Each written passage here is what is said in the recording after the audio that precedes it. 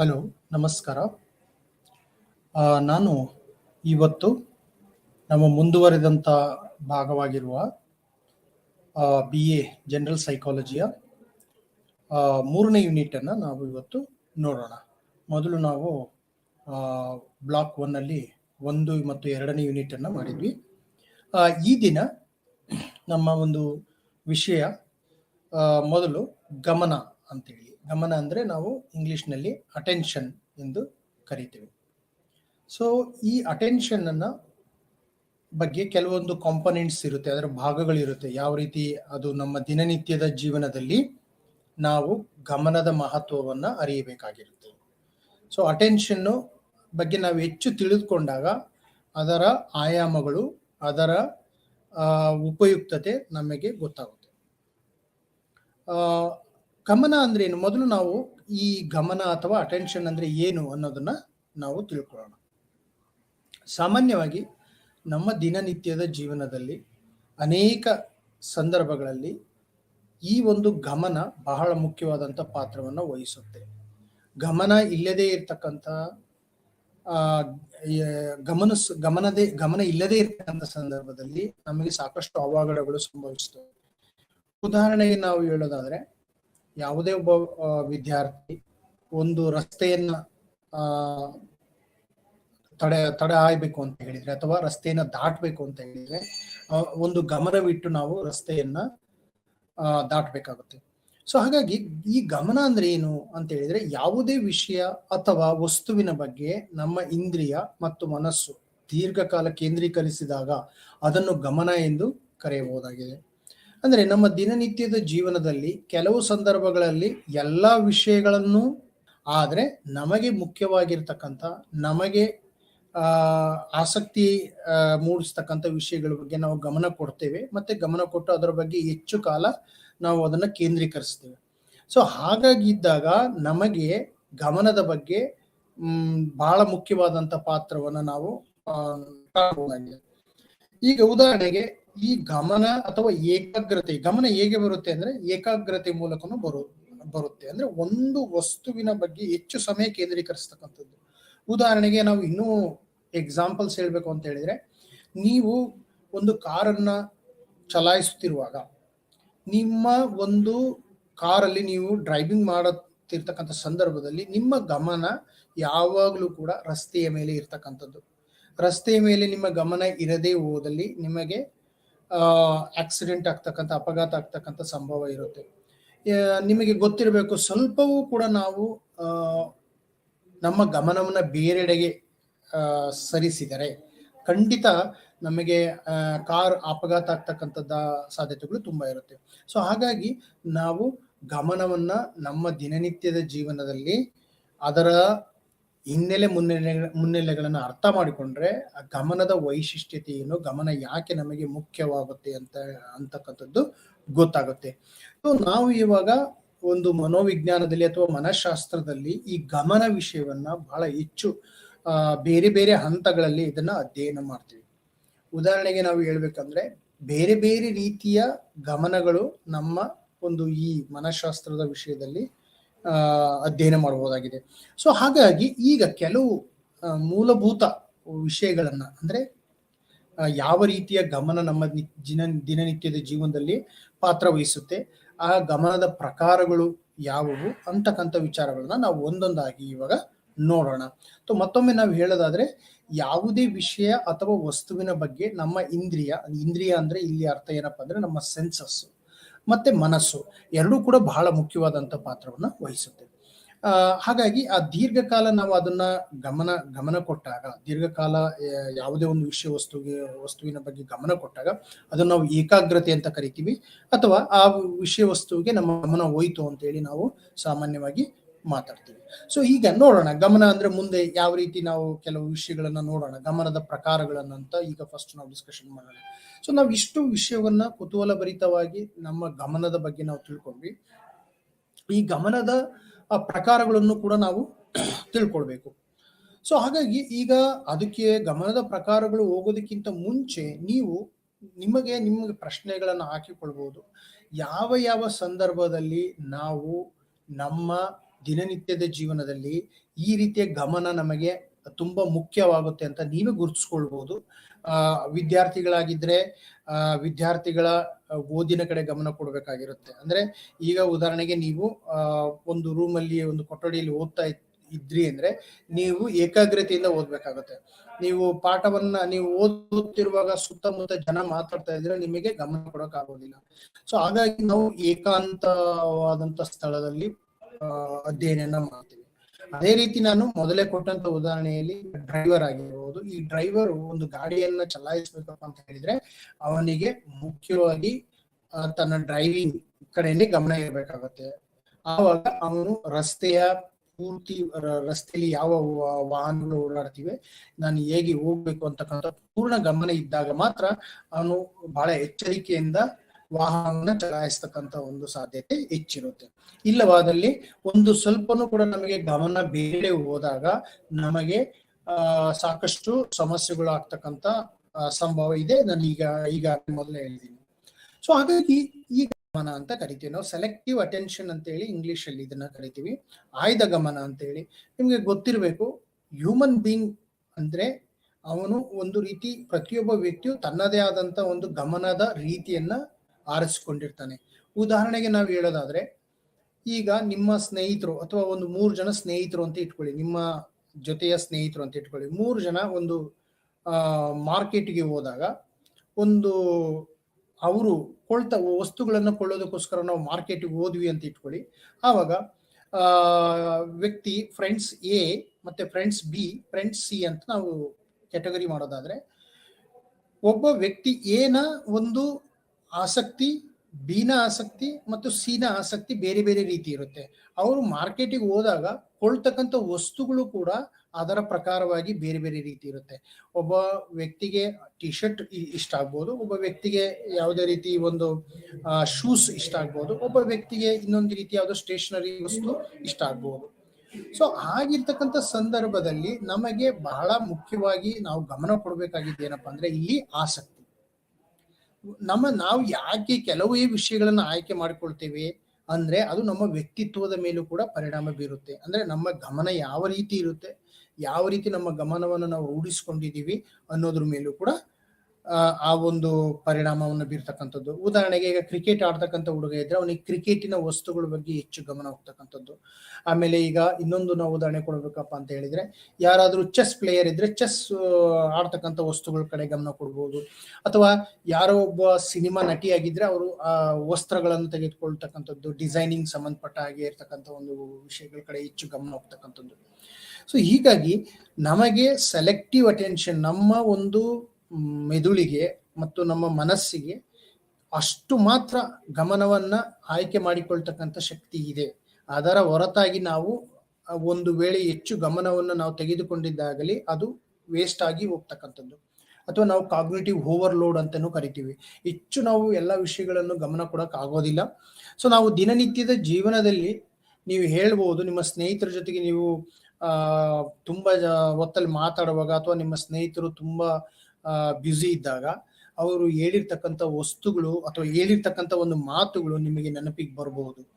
ಉದಾಹರಣೆಗೆ ಅವ್ರು ಏನ್ ಹೇಳ್ತಾರೆ ಅಂದ್ರೆ, ಈಗ ಅವರು ನಿಮ್ಮ ಒಬ್ಬ ಸ್ನೇಹಿತ ಹೆಚ್ಚು ಆಫೀಸಲ್ಲಿ ಕೆಲಸ ಮಾಡ್ತಾ ಇದ್ದ ಅಂತ ಇಟ್ಕೊಳ್ಳಿ. ನೀವು ಅವಾಗ ತುಂಬಾ ಅವನಿಗೆ ಏನೋ ಒಂದು ವಿಷಯವನ್ನ ಮೆನ್ಷನ್ ಮಾಡಿರ್ತೀರ ಮೊಬೈಲ್ನಲ್ಲಿ. ಆವಾಗ ಅವನು ವಿಷಯ ತುಂಬಾ ಹೆಚ್ಚು ಬ್ಯುಸಿ ಇದ್ದ ಕಾರಣ ಅವನು ಆ ಕಡೆ ಗಮನ ಕೊಟ್ಟಿರೋದಿಲ್ಲ. ಆವಾಗ ಅವನು ಏನ್ ಹೇಳ್ತಾನೆ ಅಂದ್ರೆ, ನಾನು ಸಾರಿಯಪ್ಪ, ನಾನು ಆ ವಿಷಯದ ಬಗ್ಗೆ ಗಮನ. ಸೊ ಹಾಗಾಗಿ ನಮ್ಮ ದಿನನಿತ್ಯದ ಜೀವನದಲ್ಲಿ ಕೆಲವೊಂದು ಸಣ್ಣ ವಿಷಯಗಳನ್ನು ಕೂಡ ನಾವು ಸಣ್ಣ ವಿಷಯಗಳು ಅಂತೇಳಿ ನಾವು ನೆಗ್ಲೆಕ್ಟ್ ಮಾಡೋ ಸಾಧ್ಯತೆಗಳಿರುತ್ತೆ. ಬಟ್ ಎಲ್ಲ ವಿಷಯವನ್ನು ಎಲ್ಲಾ ಸಂದರ್ಭಗಳಲ್ಲಿ ನಾವು ಗಮನ ಕೊಟ್ಟು ನೋಡ್ತೀವಿ ಅಂತಕ್ಕಂಥದ್ದು ಸುಳ್ಳಾಗುತ್ತೆ. ಯಾಕೆಂದ್ರೆ ನಮಗೆ ಒಂದು ಲಿಮಿಟ್ ಒಂದು ವಿಷಯವನ್ನ ನಾವು ಆಯ್ದ ಗಮನದಲ್ಲಿ ಕಾಣುತ್ತೇವೆ. ಹಾಗಾದ್ರೆ ಈ ಆಯ್ದ ಗಮನದ ಒಂದು ಸ್ವಲ್ಪ ಲಾಭಗಳನ್ನು ನೋಡ್ಕೊಳ್ಳೋಣ. ಏನಾಗುತ್ತೆ ಲಾಭ ಮತ್ತೆ ಒಂದು ಅದನ್ನ ಏನಂತ ಕರಿತೀವಿ, ಅನಾನುಕೂಲಗಳು ಅಂತ ಏನ್ ನಾವು ಕರಿತೀವಿ, ಅದ್ರ ಬಗ್ಗೆ ಒಂದೆರಡು ಮಾತುಗಳನ್ನ ಆಡೋಣ. ಈ ಆಯ್ದ ಗಮನ ನಮಗೆ ಯಾಕೆ ಮುಖ್ಯವಾಗಿದೆ ಅಂತ ಹೇಳಿದ್ರೆ, ಸೆಲೆಕ್ಟಿವ್ ಅಟೆನ್ಷನ್ಸ್ ಇಲ್ಲದೆ ಹೋದಲ್ಲಿ ನಮ್ಮ ಜೀವನ ನಡೆಯುವುದು ದುಸ್ತರವಾಗುತ್ತೆ. ಯಾಕೆಂದ್ರೆ ನಮ್ಮ ದಿನನಿತ್ಯದ ಜೀವನದಲ್ಲಿ ಯಾವೆಲ್ಲ ವಸ್ತುಗಳನ್ನು ನಾವು ಕಾಣ್ತೇವೆ ಅದೆಲ್ಲದಕ್ಕೂ ಕೂಡ ನಮ್ಮ ಧ್ಯಾನ ಹೋಗುತ್ತೆ. ಅದೆಲ್ಲದೂ ಕೂಡ ನಮ್ಮ ಗಮನ ಹೋಗುತ್ತೆ. ಆ ಎಲ್ಲದನ್ನು ಕೂಡ ನಾವು ಗಮನ ಕೊಟ್ಟು ನೋಡುವಂತಹ ಒಂದು ಸಿಚುವೇಶನ್ ಅಥವಾ ಪರಿಸ್ಥಿತಿ ನಮ್ಮ ಮನಸ್ಸಿಗೆ ಅಥವಾ ಮೈಂಡಿಗೆ ಇಲ್ಲ. ಆ ಒಂದು ಸಾಮರ್ಥ್ಯನೂ ಕೂಡ ಇಲ್ಲ. ಸೊ ಹಾಗಾದಾಗ ನಾವು ನೆನ್ಪಿಟ್ಕೊಳ್ಬೇಕು. ಸೊ ಇದು ಒಂದು ಆಯ್ದ ಗಮನ ಆಗಿರೋದ್ರಿಂದ ಇದು ನಮ್ಮ ಜೀವನಕ್ಕೆ ತುಂಬಾ ಅನುಕೂಲವಾಗಿದೆ. ಯಾಕೆಂದ್ರೆ ನಮಗೆ ಎಷ್ಟು ಬೇಕೋ ಅಷ್ಟು ಮಾತ್ರ ನಾವು ಗಮನ ಕೊಟ್ಟು ಎಲ್ಲಾ ವಿಷಯಗಳನ್ನು ಕೂಡ ನಾವು ಆಯ್ಕೆ ಮಾಡ್ಕೊಳ್ಬಹುದಾಗಿದೆ. ಈಗ ಮೊದಲೇ ಹೇಳಿದಂತೆ ನಾನು ಮಾರ್ಕೆಟ್ನ ಉದಾಹರಣೆಯನ್ನೇ ಹೇಳಿದೆ. ಮಾರ್ಕೆಟ್ ಅಲ್ಲಿ ನಾವು ಏನು ಕೊಳ್ಳೋಕೆ ಹೊರಟಿದೀವಿ, ನಮ್ಗೆ ಏನು ವಸ್ತು ಬೇಕು ಅನ್ನೋದು ಹೆಚ್ಚು ಗಮನ ಕೊಟ್ಟಾಗ ನಮಗೆ ಅದ್ರ ಬಗ್ಗೆ ಏಕಾಗ್ರತೆಯಿಂದ ನಾವು ಅದನ್ನ ಕೆಲಸ ಮಾಡಕ್ಕೆ ಸಾಧ್ಯ ಆಗುತ್ತೆ. ಅದೇ ರೀತಿ ನಾವು ಎಲ್ಲಾ ವಿಷಯಗಳ ಕಡೆನೂ ಗಮನ ಕೊಟ್ಟಾಗ ನಮಗೆ ಬೇಕಾಗಿರ್ತಕ್ಕಂಥ ಮುಖ್ಯ ವಿಷಯವನ್ನ ನಾವು ಒಂದು ಡಿಸ್ಟ್ರಾಕ್ಷನ್ ಆಗ್ತಕ್ಕಂಥ, ಅಂದ್ರೆ ನಮಗೆ ವಿಚಲಿತ ಆಗ್ತಕ್ಕಂಥ ಸ್ಥಿತಿ ಬಂದ್ಬಿಡುತ್ತೆ. ಸೊ ಹಾಗಾಗಿ ಆಯ್ದ ಗಮನ ನಮ್ಮ ದಿನನಿತ್ಯದ ಜೀವನದಲ್ಲಿ ಬಹಳ ಉಪಯುಕ್ತವಾದಂಥ ಪಾತ್ರವನ್ನ ವಹಿಸುತ್ತೆ. ಇನ್ನೊಂದು ವಿಷಯ ನಿಮಗೆ ಗಮನ ಇರಲಿ, ಸಾಮಾನ್ಯವಾಗಿ ನಾವು ಆಯ್ದ ಗಮನ ಒಂದು ವೇಳೆ ಇಲ್ಲದೆ ಹೋದಲ್ಲಿ ಏನಾಗ್ತಾ ಇತ್ತು ಈಗ ಅಂತಕ್ಕಂಥದ್ದು. ಈಗ ನಮ್ಗೆ ಆಯ್ದ ಗಮನದ ಒಂದು ಅನಾನುಕೂಲತೆಯನ್ನು ಕೂಡ ನಾವು ಮೊದಲೇ ಹೇಳಿದಂಗೆ ಒಂದು ಲಿಮಿಟ್ ಅನ್ನ ಸೃಷ್ಟಿಸುತ್ತೆ. ಅದು ಅಂದ್ರೆ ಒಂದು ಅನಾನುಕೂಲತೆ ಅಂತ ಕರಿಬಹುದು. ಒಂದು ದೃಷ್ಟಿಯಿಂದ ನೋಡಿದಾಗ ಅದರ ಒಂದು ಲಾಭ ಕೂಡ ಇದೆ. ಯಾಕೆಂದ್ರೆ ನಮಗೆ ಸೆಲೆಕ್ಟಿವ್ ಆಗಿರೋದ್ರಿಂದ ನಮಗೆ ಎಷ್ಟು ಬೇಕೋ ಅಷ್ಟು ವಿಷಯವನ್ನ ನಾವು ತೆಗೆದುಕೊಳ್ಬಹುದು, ಕೆಲವೊಂದು ವಿಷಯಗಳನ್ನು ನಾವು ಬಿಡಬಹುದು. ಆದ್ರೆ ಕೆಲವೊಂದು ವಿಷಯಗಳು ನಾವು ಬಿಡಬಹುದು ಅಂದಾಗ ಅವು ಕೂಡ ಮುಖ್ಯವಾಗಿರ್ತಕ್ಕಂಥ ಸಂದರ್ಭಗಳು ಇರ್ಬೋದು.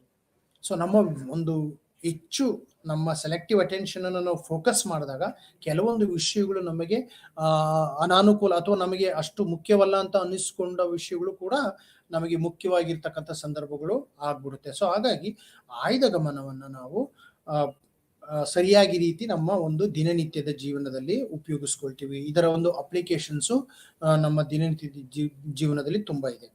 ನಂತರ ನಾವು ಮಾತಾಡೋದಾದ್ರೆ ವಿಭಜಿತ ಗಮನ ಅಂತೇಳಿ. ವಿಭಜಿತ ಗಮನ ಒಂದು ನಮಗೆ ಯಾಕೆ ಇಂಪಾರ್ಟೆಂಟ್ ಅಂತ, ಈಗ ಮೊದಲು ನಾವು ಆಯ್ಕೆ ಮಾಡ್ಕೊಳ್ಳಿದ್ದು ಆಯ್ದ ಗಮನ, ಅದೇ ರೀತಿ ವಿಭಜಿತ ಗಮನ. ವಿಭಜಿತ ಗಮನವನ್ನು ನಾವು ಯೋಚನೆ ಮಾಡೋದಾದ್ರೆ ಹೆಸರೇ ಹೇಳುವಂತೆ ವಿಭಜಿತ ಅಂತೇಳಿ, ಅಂದ್ರೆ ನಮ್ಮ ಗಮನ ವಿಭಜಿತವಾಗಿರ್ತಕ್ಕಂಥದ್ದು. ಬೇರೆಡೆಗಳಲ್ಲಿ ವಿಭಜಿತವಾಗಿರ್ತಕ್ಕಂಥ ಗಮನವನ್ನ ನಾವು ಗಮನಿಸಬಹುದು. ಅದು ಹೇಗೆ ಅಂತ ಹೇಳಿದ್ರೆ, ಈಗ ನಾನು ಮೊದಲೇ ಉದಾಹರಣೆ ಹೇಳಿದ ಹಾಗೆ, ಒಂದು ವೇಳೆ ನೀವು ಕಾರ್ ಡ್ರೈವ್ ಮಾಡುವಾಗ ನಿಮ್ಮ ಗಮನ ಕಾರ್ ಡ್ರೈವಿಂಗ್ ಇರುತ್ತೆ ಅಂತ ಇಟ್ಕೊಳ್ಳೋಣ. ಅದ್ರ ಜೊತೆಗೆ ನೀವು ಮೊಬೈಲ್ ಅನ್ನು ಯೂಸ್ ಮಾಡ್ತಾ ನೀವು ನಿಮ್ಮ ಸ್ನೇಹಿತರ ಜೊತೆಗೆ ಮಾತಾಡ್ತಾ ನೀವು ಡ್ರೈವ್ ಮಾಡ್ತಾ ಇದ್ದೀರಾ ಅಂದ್ರೆ ಅಲ್ಲಿ ನಿಮಗೆ ನೀವು ಡ್ರೈವ್ ಮಾಡೋದ್ರ ಕಡೆನೂ ಕೂಡ ಗಮನವನ್ನು ಕೊಟ್ಟಿರ್ತೀರಾ, ಜೊತೆಗೆ ನಿಮ್ಮ ಸ್ನೇಹಿತನ ಜೊತೆಗೂ ಮಾತಾಡುವ ಕಡೆ ಗಮನವನ್ನು ಕೊಟ್ಟಿರ್ತೀರಾ. ಎರಡು ಡ್ರೈವಿಂಗು ನಡೀತಾ ಇರುತ್ತೆ ಮತ್ತೆ ನೀವು ಫೋನಲ್ಲಿ ಮಾತು ಕೂಡ ಆಡ್ತಾ ಇರ್ತೀರಾ. ಆಗ ನಿಮಗೆ ಒಂದು ನೀವು ಸ್ನೇಹಿತನ ಜೊತೆಗೂ ಕೂಡ ಗಮನವನ್ನು ಕೊಡ್ಬೇಕಾಗತ್ತೆ, ಮತ್ತೆ ಕಾರ್ ಡ್ರೈವಿಂಗ್ ಕೂಡ ಗಮನ ಕೊಡ್ಬೇಕಾಗತ್ತೆ. ಇಲ್ಲಿ ಒಂದು ಗಮನ ಒಂದು ರೀತಿ ವಿಭಜನೆ ಆದ ರೀತಿಯಲ್ಲಿ ಅಥವಾ ಡಿವೈಡ್ ಆಗಿರ್ತಕ್ಕಂಥ ಒಂದು ಸ್ಥಿತಿಗತಿಗೆ ಬರುತ್ತೆ. ಅದಕ್ಕೆ ನಾವು ವಿಭಜಿತ ಗಮನ ಅಂತ ಕರಿತೀವಿ. ಇದು ಕೂಡ ನಮ್ಮ ದಿನನಿತ್ಯದ ಜೀವನದಲ್ಲಿ ಮಲ್ಟಿ ಟಾಸ್ಕ್ ಅಂತಕ್ಕಂಥ ಒಂದು ಏನು ನಾವು ಕಾನ್ಸೆಪ್ಟ್ ಮಾಡ್ತೀವಿ, ಆ ಮಲ್ಟಿ ಟಾಸ್ಕ್ ಅಲ್ಲಿ ಬಹಳ ಮುಖ್ಯವಾದಂಥ ಪಾತ್ರವನ್ನು ವಹಿಸುತ್ತೆ. ಕೆಲವೊಂದು ಸಂದರ್ಭಗಳಲ್ಲಿ ವಿಭಜಿತ ಗಮನ ಉತ್ತಮವೂ ಹೌದು, ಕೆಲವೊಂದು ಸಂದರ್ಭಗಳಲ್ಲಿ ಡಿಸ್ಟ್ರಾಕ್ಟ್ ಆಗೋ ಸಾಧ್ಯತೆಗಳು ಇರುತ್ತೆ. ಸಾಮಾನ್ಯವಾಗಿ ಮನೋವಿಜ್ಞಾನಿಗಳು ಅಥವಾ ಮನಃಶಾಸ್ತ್ರಜ್ಞರು ಹೇಳುವ ಪ್ರಕಾರ ವಿಭಜಿತ ಗಮನ ಅಷ್ಟು ಉಪಯೋಗ ಅಲ್ಲ ಅಂತಾನೆ ಕೂಡ ಹೇಳಲಾಗಿದೆ ಸಂಶೋಧನೆಗಳಲ್ಲಿ. ಯಾಕೆ ಅಂತ ಹೇಳಿದ್ರೆ ಸಂಶೋಧನೆಯ ಪ್ರಕಾರ ನಾವು ಒಂದು ವಸ್ತು ಅಥವಾ ವಿಷಯಕ್ಕೆ ಒಂದು ಬಾರಿ ಮಾತ್ರ ಗಮನ ಕೊಡಲಿಕ್ಕೆ ಸಾಧ್ಯ, ಬಾಕಿ ಸಂದರ್ಭಗಳಲ್ಲಿ ನಾವು ಆ ರೀತಿ ವರ್ತಿಸ್ತೇವೆ ಹೊರತು ಅದು ಪೂರ್ಣ ಮಟ್ಟಿಗೆ ನಾವು ಗಮನವನ್ನ ಡಿವೈಡ್ ಮಾಡಕ್ ಆಗೋದಿಲ್ಲ ಅಂತ ಹೇಳಿ ಕೆಲವು ತಜ್ಞರು ಹೇಳ್ತಾರೆ. ಸೊ ಅದ್ರ ಬಗ್ಗೆ ನಾವು ಅಷ್ಟು ಡಿಟೇಲ್ ಹೋಗೋದು ಬೇಡ. ಒಂದು ವಿಭಜಿತ ಗಮನವನ್ನ ನಾವು ಒಂದು ವಿಷಯವನ್ನು ನಿಮಗೆ ಹೇಳಲಿಕ್ಕೆ ನಾನು ಹೊರಟಿದ್ದೆ, ಅದ್ರ ಬಗ್ಗೆ ನಾನು ಹೇಳಾಯ್ತು. ಈಗ ಕಾರ್ಯನಿರ್ವಾಹಕ ಗಮನ ಅಂತ ನಾವು ನೋಡೋಣ. ಕಾರ್ಯನಿರ್ವಾಹಕ ಹೆಸರೇ ಹೇಳುವಂತೆ ಈ ಎಕ್ಸಿಕ್ಯೂಟಿವ್ ಅಂತ ಏನ್ ಕರಿತೀವಿ, ಆಯಾ ಸಂದರ್ಭಕ್ಕೆ ತಕ್ಕಂಗೆ ಎಕ್ಸಿಕ್ಯೂಟಿವ್ ಮಾಡ್ತಕ್ಕಂಥ ಒಂದು ಸ್ಥಿತಿ.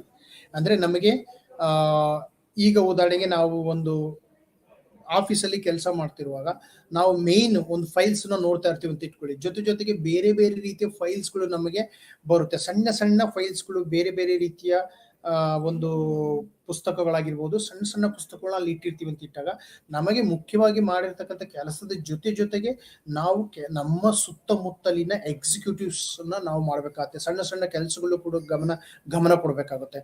ಸೊ ಅದು ಕೂಡ ಮಲ್ಟಿ ಟಾಸ್ಕಿಂಗ್ ಅಲ್ಲಿ ಬರ್ತಕ್ಕಂಥ ಒಂದು ವಿಷಯವಾಗುತ್ತೆ. ಯಾಕೆಂದ್ರೆ ನಮ್ಮ ಗಮನ ಹೇಗಿದೆ, ನಾನು ಮುಖ್ಯ ಕೆಲಸ ಮಾಡೋದ್ರ ಜೊತೆಗೆ ಉದಾಹರಣೆಗೆ ನಾವು ಆಫೀಸಲ್ಲಿ ಕೂತಾಗ ನಾನು ಒಂದು ಯಾವುದೋ ಫೈಲ್ಸ್ ನೋಡ್ತಾ ಇದ್ದೀನಿ ಅಂದ್ರೆ ನಮ್ಮ ಪೆನ್ ಇರುತ್ತೆ, ಆ ಫೈಲ್ಸ್ ಪಕ್ಕದಲ್ಲಿ ಟೇಬಲ್ ಅಲ್ಲಿ ಒಂದು ಪೆನ್ ಇರುತ್ತೆ, ಒಂದು ಸ್ಟ್ಯಾಪ್ಲರ್ ಇರ್ಬೋದು, ಅಥವಾ ಸಣ್ಣ ಸಣ್ಣ ವಸ್ತುಗಳಿರುತ್ತೆ. ಆ ವಸ್ತುಗಳನ್ನ ನಾವು ಎಲ್ಲಿ ಹೇಗೆ ಇಟ್ಟಿದೀವಿ ಅನ್ನೋದು ಕೂಡ ಗಮನ ಕೊಟ್ಟು ನೋಡ್ಬೇಕಾಗುತ್ತೆ. ಇಲ್ಲ ಅಂದ್ರೆ ನಮಗೆ ತಕ್ಷಣ ಅದು ಮರೆತೋಗೋ ಸಾಧ್ಯತೆಗಳಿರುತ್ತೆ. ಅಲ್ಲೇ ಟೇಬಲ್ ಅಲ್ಲೇ ನಮಗೆ ಆ ವಸ್ತುಗಳು ಗೊತ್ತಿರೋದಿಲ್ಲ. ಅದನ್ನ ನಾವು ಗಮನ ಕೊಟ್ಟು ನಾವು ವಿಚಾರ ಮಾಡಿದಾಗ ಎಕ್ಸಿಕ್ಯೂಟಿವ್ ಒಂದು ಅಟೆನ್ಷನ್ ಅಂತ ಏನಿರುತ್ತೆ ಅದು ಕೂಡ ಬಹಳ ಮುಖ್ಯವಾದಂತ ಪಾತ್ರವನ್ನು ವಹಿಸುತ್ತೆ. ಸಾಮಾನ್ಯವಾಗಿ ನೀವು ಈ ವಿಭಜಿತ ಗಮನ ಮತ್ತು ಕಾರ್ಯ ಎಕ್ಸಿಕ್ಯೂಟಿವ್ ಅಟೆನ್ಷನ್ ಏನಿದೆ, ಸಾಮಾನ್ಯವಾಗಿ ಬೇರೆ ಬೇರೆ ರೀತಿಯ, ಈಗ ನೀವು ಬೇರೆ ಈಗ ಏರ್ಫೋರ್ಸ್ ಅಥವಾ ಟ್ರಾಫಿಕ್ ಕಂಟ್ರೋಲರ್ ಒಂದು ಎರಡು ವೃತ್ತಿಗಳಲ್ಲಿ ನೋಡ್ಬೋದು. ಹೆಚ್ಚು ಎಕ್ಸಿಕ್ಯೂಟಿವ್ ಅಟೆನ್ಷನ್ಸ್ ಅಥವಾ ಕಾರ್ಯನಿರ್ವಾಹಕ ಗಮನದ ಬಗ್ಗೆ ಬಹಳ ಮುಖ್ಯವಾದಂತ ಪಾತ್ರವನ್ನ ಅದು ವಹಿಸುತ್ತೆ. ಸೊ ಈ ವಿಭಜಿತ ಗಮನ ಮತ್ತೆ ಕಾರ್ಯನಿರ್ವಾಹಕ ಗಮನದ ನಂತರ ನಾವು ಹೋಗ್ತಕ್ಕಂಥದ್ದು ನಿರಂತರ ಗಮನ. ಹೆಸರೇ ಹೇಳುವಂತೆ ಕಂಟಿನ್ಯೂಡ್ ಅಟೆನ್ಷನ್ ಅಂತೇಳಿ, ಇದು ಸಸ್ಟೈನ್ಡ್ ಅಟೆನ್ಷನ್ ಅಂತ ಕೂಡ ಕರಿತೀವಿ ನಾವು. ಅಂದ್ರೆ ಇದು ಇಲ್ಲಿ ನಾವು ಏಕಾಗ್ರತೆಯ ಒಂದು ಇದನ್ನ ನಾವು ಮಾತಾಡ್ಬೇಕಾಗತ್ತೆ. ಯಾವುದೇ ಒಂದು ವಸ್ತು ಅಥವಾ ವಿಷಯದ ಬಗ್ಗೆ ಹೆಚ್ಚು ಗಮನ ಕೊಟ್ಟು ನೋಡಿದಾಗ ಅದನ್ನ ನಾವು ಏಕಾಗ್ರತೆ ಅಂತ ಕರೆಯಲಾಗುತ್ತೆ. ಉದಾಹರಣೆಗೆ ನೀವು ನಿಮ್ಮ ಕೆಲವು ಅಧ್ಯಯನದಲ್ಲಿ ಅಥವಾ ನಿಮ್ಮ ಶಿಕ್ಷಣ ಮಾಡುವ ಸಂದರ್ಭದಲ್ಲಿ ನೀವು ಒಂದು ಮೆಡಿಟೇಷನ್ ಅಂತ ಏನ್ ಕರಿತೀವಿ ಅದನ್ನ ನೀವು ನೋಡಿರ್ಬೋದು. ಅಲ್ಲಿ ಆ ಒಂದು ಮೆಡಿಟೇಷನ್ ಮಾಡುವಾಗ ನಿಮಗೆ ಹೆಚ್ಚು ಒಂದು ವಿಷಯದ ಬಗ್ಗೆ ಕೇಂದ್ರೀಕರಿಸಿರ್ತಕ್ಕಂಥ ಒಂದು ಸಾಧ್ಯತೆಗಳು ಇರುತ್ತೆ. ಅಂದ್ರೆ ಒಂದೇ ವಿಷಯದ ಬಗ್ಗೆ ಗಮನ ಕೊಟ್ಟು ಕೇಂದ್ರೀಕರಿಸಿದಾಗ ನಿಮಗೆ ಅದರ ಒಂದು ಮಹತ್ವ ಅಥವಾ ಆ ಒಂದು ವಿಷಯದ ಬಗ್ಗೆ ಹೆಚ್ಚು ಮಾಹಿತಿ ಗೊತ್ತಾಗುತ್ತೆ. ಸೊ ಹಾಗಾಗಿ ಓದುವಾಗಲೂ ಕೂಡ ಇದು ನಿರಂತರ ಗಮನವನ್ನು ನಾವು ಕೊಟ್ಟು ಓದ್ಬೇಕಾಗಿರುತ್ತೆ. ಯಾವುದೇ ಒಂದು ಪುಸ್ತಕವನ್ನು ಓದುವಾಗ ಅದರ ಬಗ್ಗೆ ನಾವು ಆ ವಸ್ತುವಿನ ವಿಷಯದ ಬಗ್ಗೆನೇ ಗಮನ ಕೊಟ್ಟಿರ್ತೀವಿ. ಸೊ ಹಾಗಾಗಿ ನಿರಂತರ ಗಮನ ಒಂದು ರೀತಿ ಏಕಾಗ್ರತೆ ಅಂತಾನೆ ನಾವು ಕರಿಬಹುದಾಗಿದೆ. ಸಸ್ಟೇನ್ ಆಗಿ ಇಟ್ಕೊಂಡಿರ್ತೀರ ನಿಮ್ಮ ಗಮನವನ್ನ ಒಂದು ವಿಷಯದ ಬಗ್ಗೆ ದೀರ್ಘಕಾಲದವರೆಗೆ ನೀವು ಇಟ್ಕೊಂಡಿರ್ತೀರ. ಅದು ಸಾಮಾನ್ಯವಾಗಿ ನಮ್ಮ ಒಂದು ಅಭ್ಯಾಸದ ಮೂಲಕ ನಾವೇನು ಯಾವ ರೀತಿ ಅಭ್ಯಾಸವನ್ನ ಮಾಡ್ತೀವಿ ಅಂತಕ್ಕಂಥದ್ದು ಬಹಳ ಮುಖ್ಯ. ಆ ಒಂದು ಅಭ್ಯಾಸದ ಮೂಲಕ ನೀವು ಆ ಒಂದು ಗಮನವನ್ನ ಪ್ರಾಕ್ಟೀಸ್ ಮಾಡ್ಬೇಕಾಗಿರುತ್ತೆ. ಸೊ ನಿರಂತರ ಗಮನನೂ ಕೂಡ ನಮ್ಮ ದಿನನಿತ್ಯದ ಜೀವನದಲ್ಲಿ ಉಪಯೋಗಕ್ಕೆ ಬರುತ್ತೆ ಅಂತಾನೆ ಹೇಳ್ಬೋದು. ಯಾಕೆ ಅಂತ ಹೇಳಿದ್ರೆ ನಿಮಗೆ ಗೊತ್ತಿರಬೇಕು, ಈಗ ನಾವು ಒಂದು ಕಾನ್ಸೆಪ್ಟ್ ಬರುತ್ತೆ ನಿಮಗೆ, ವಿಜಿಲೆನ್ಸ್ ಅಂತ ಹೇಳಿ ಕರಿತೀವಿ. ಅಂದ್ರೆ ಆರ್ಮಿ ಅಥವಾ ಬೇರೆ ಒಂದು ನಾವು ಏನು ಡಿಫೆನ್ಸ್ ಅಲ್ಲಿ ನಾವು ಶತ್ರುಗಳನ್ನ ಗಡಿ ಭಾಗಗಳಲ್ಲಿ ಸೈನಿಕರು ಇರುವುದನ್ನ ನೀವು ನೋಡಿರ್ತೀರ ದಿನನಿತ್ಯ ಜೀವನದಲ್ಲಿ. ಆ ಒಂದು ಗಡಿ ಭಾಗಗಳಲ್ಲಿ ಸೈನಿಕರು ಗಮನ ಕೊಟ್ಟು ಶತ್ರುಗಳ ಕಡೆ ಗಮನ ಕೊಟ್ಟು ನೋಡ್ತಾ ಇರ್ತಾರೆ. ಅಂದ್ರೆ ವಾಚ್ ಮಾಡ್ತಕ್ಕಂಥದ್ದು ಅಂತ ಹೇಳಿ ಕರಿತೀವಿ. ಸೊ ವಿಜಿಲೆನ್ಸ್ ಕೂಡ ಬಹಳ ಮುಖ್ಯವಾದಂತ ಪಾತ್ರವನ್ನು ವಹಿಸುತ್ತೆ. ನಿರಂತರ ಗಮನ ಅಂತ ಹೇಳಿ ಒಂದು ವೇಳೆ ಆ ನಮ್ಮ ಸಸ್ಟೈನ್ಡ್ ಅಟೆನ್ಷನ್ ಬೇರೆ ಕಡೆ ಒಂದು ಕ್ಷಣ ಮಾತ್ರ ಹೋದ್ರೂ ಕೂಡ ಬೇರೆ ಒಂದು ಘಟನೆ ಘಟಿಸ್ತಕ್ಕಂಥ ಸಾಧ್ಯತೆಗಳು ಹೆಚ್ಚಿರುತ್ತೆ. ಸೊ ಹಾಗಾಗಿ ನಿರಂತರ ಗಮನ ಬಹಳ ಮುಖ್ಯವಾದಂತ ಪಾತ್ರವನ್ನ ವಹಿಸುತ್ತೆ ಅಂತ ಹೇಳ್ಬೋದಾಗಿದೆ.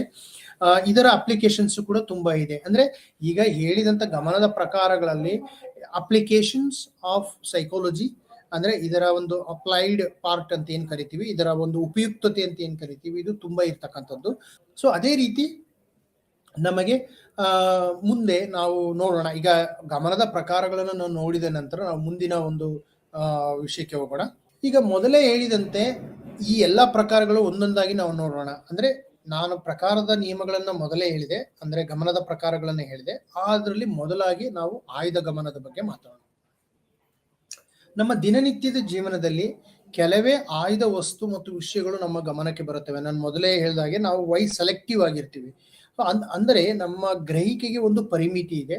ಸೊ ಹಾಗಾಗಿರೋದ್ರಿಂದ it is a selective attention ಅಂತ ನಾವು ಕರೆಯಲಾಗುತ್ತೆ.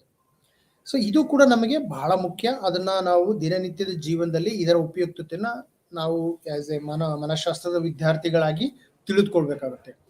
ಅದೇ ರೀತಿ ವಿಭಜಿತ ಗಮನ ದಿನನಿತ್ಯ ಅಲ್ಲಿ ನಾವು ಕೆಲಸ ಮಾಡ್ಬೇಕು, ಮತ್ತೆ ಬೇರೆ ಬೇರೆ ವಿಷಯಗಳ ಕಡೆ ನಾವು ಗಮನ ಕೊಟ್ಟು ನೋಡಿದಾಗ ನಮ್ಮ ಮನಸ್ಸು ಡಿಸ್ಟ್ರಾಕ್ಟ್ ಆಗೋ ಸಾಧ್ಯತೆಗಳು, ಅಂದ್ರೆ ವಿಚಲಿತ ಆಗ್ತಕ್ಕಂಥ ಸಾಧ್ಯತೆಗಳು ಕೂಡ ತುಂಬಾ ಇರ್ತಕ್ಕಂಥದ್ದು.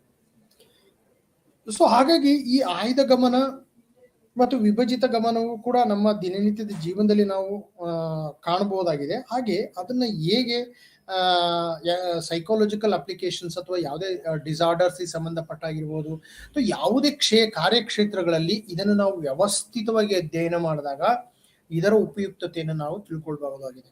ಕೇವಲ ನಾವು ಪುಸ್ತಕ ಓದಿದ ಮಾತ್ರಕ್ಕೆ ಇದರ ಒಂದು ವಿಷಯ ವಸ್ತು ಅರ್ಥ ಆಗೋದಿಲ್ಲ. ಇದರ ಜೊತೆಗೆ ನಾವು ದಿನನಿತ್ಯದ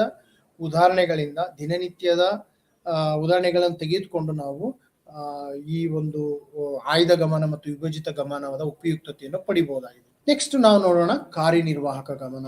ನಮ್ಮ ದಿನನಿತ್ಯದ ಜೀವನದಲ್ಲಿ ಮುಖ್ಯ ಗಮನದ ಜೊತೆಗೆ ಕೆಲ ಸಣ್ಣ ಗಮನದ ಕಾರ್ಯವನ್ನು ಮಾಡಬೇಕಾಗತ್ತೆ. ನಾನು ಮೊದಲೇ ಹೇಳಿದಂಗೆ ಸಣ್ಣ ಮೈನ್ಯೂರ್ ಟಾಸ್ಕ್ ಅಂತ ಏನ್ ಕರಿತೀವಿ, the minute details are also very important ಅಂತ ನಾವು ದಿನನಿತ್ಯ ನೋಡಿದೀವಿ. So minute details also very important in our day to day life. So ನಿರಂತರ ಗಮನ ಹೇಗೆ ಮುಖ್ಯನೋ ಹಾಗೆ ಕಾರ್ಯನಿರ್ವಾಹಕ ಗಮನವೂ ಕೂಡ ಮುಖ್ಯವಾಗುತ್ತೆ. ಅದು ನಮ್ಮ ದಿನನಿತ್ಯದ ಜೀವನದಲ್ಲಿ ಇದನ್ನ ಹೇಗೆ ಉಪಯೋಗಿಸ್ಕೊಳ್ಬಹುದು, ಒಂದು ನಾವು ಸವಾಲನ್ನು ಹಾಕೊಳ್ಬಹುದು. ಏನು ಅಂದ್ರೆ ಕಾರ್ಯನಿರ್ವಾಹಕ ಗಮನ ಏಕೆ ಮುಖ್ಯ ಅಂತೇಳಿ, ಹೇಗೆ ನಾವು ಅಭಿವೃದ್ಧಿ ಪಡಿಸ್ಕೊಳ್ಬಹುದು ಅಂತೇಳಿ. ಸಾಮಾನ್ಯವಾಗಿ ಈ ನಮ್ಮ ಕಾರ್ಯನಿರ್ವಾಹಕ ಗಮನ ಹೆಚ್ಚಬೇಕಪ್ಪ ಅಂದ್ರೆ ನಮ್ಮಲ್ಲಿ ಒಂದು ಫಿಸಿಕಲ್ ಎಕ್ಸರ್ಸೈಸ್ ಜೊತೆಗೆ ನಾವು ಆಟ ಆಡ್ತಕ್ಕಂಥದ್ದು, ಸ್ಪೋರ್ಟ್ಸ್ ಅಲ್ಲಿ ನಾವು ಹೆಚ್ಚು ಪಾಲ್ಗೊಳ್ಳೋದ್ರಿಂದ, ದಿನನಿತ್ಯ ವ್ಯಾಯಾಮ ಮಾಡೋದ್ರಿಂದ ಮತ್ತೆ ಮೆಡಿಟೇಷನ್ಸ್ ಪ್ರಾಕ್ಟೀಸ್ ಮಾಡೋದ್ರಿಂದ ಕೂಡ ನಮಗೆ ಹೆಚ್ಚು ಒಂದು ಈ ಕಾರ್ಯನಿರ್ವಾಹಕ ಗಮನ ಬಹಳ ಪ್ರಾಕ್ಟೀಸ್ ಆಗ್ತಕ್ಕಂಥ ಸಾಧ್ಯತೆಗಳು ಇರುತ್ತೆ. ಸೊ ಹಾಗಾಗಿ ಈ ಒಂದು ಕಾರ್ಯನಿರ್ವಾಹಕ ಗಮನದ ಒಂದು ಅಭ್ಯಾಸದ ಕಡೆ ಹೆಚ್ಚು ನಾವು ಮಹತ್ವವನ್ನ ವಹಿಸಬಹುದಾಗಿದೆ. ಸೊ ಅದೇ ರೀತಿ ನಿರಂತರ ಗಮನ, ನಮ್ಮ ದಿನನಿತ್ಯದ ಜೀವನದ ಹಲವು ವಸ್ತು ವಿಷಯಗಳನ್ನು ದೀರ್ಘಕಾಲದವರೆಗೆ ಗಮನ ವಹಿಸಬೇಕಾಗುತ್ತೆ. ಸೊ ನಾನು ಮೊದಲೇ ಹೇಳ್ದಂಗೆ ವಿಜಿಲೆನ್ಸ್ ಅಂತ ಏನ್ ಕರಿತೀವಿ, ವಿಜಿಲೆನ್ಸ್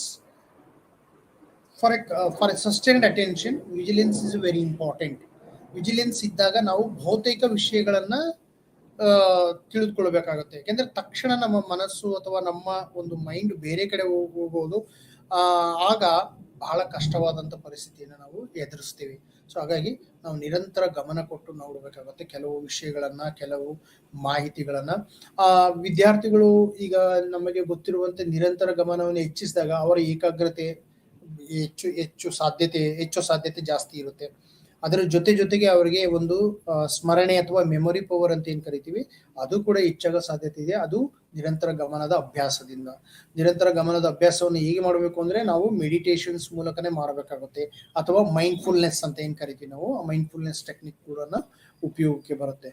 ಸೊ ನಿರಂತರ ಗಮನ is a very very important ನಮ್ಮ ದಿನನಿತ್ಯದ ಜೀವನದಲ್ಲಿ. ಇದರ ಉಪಯುಕ್ತ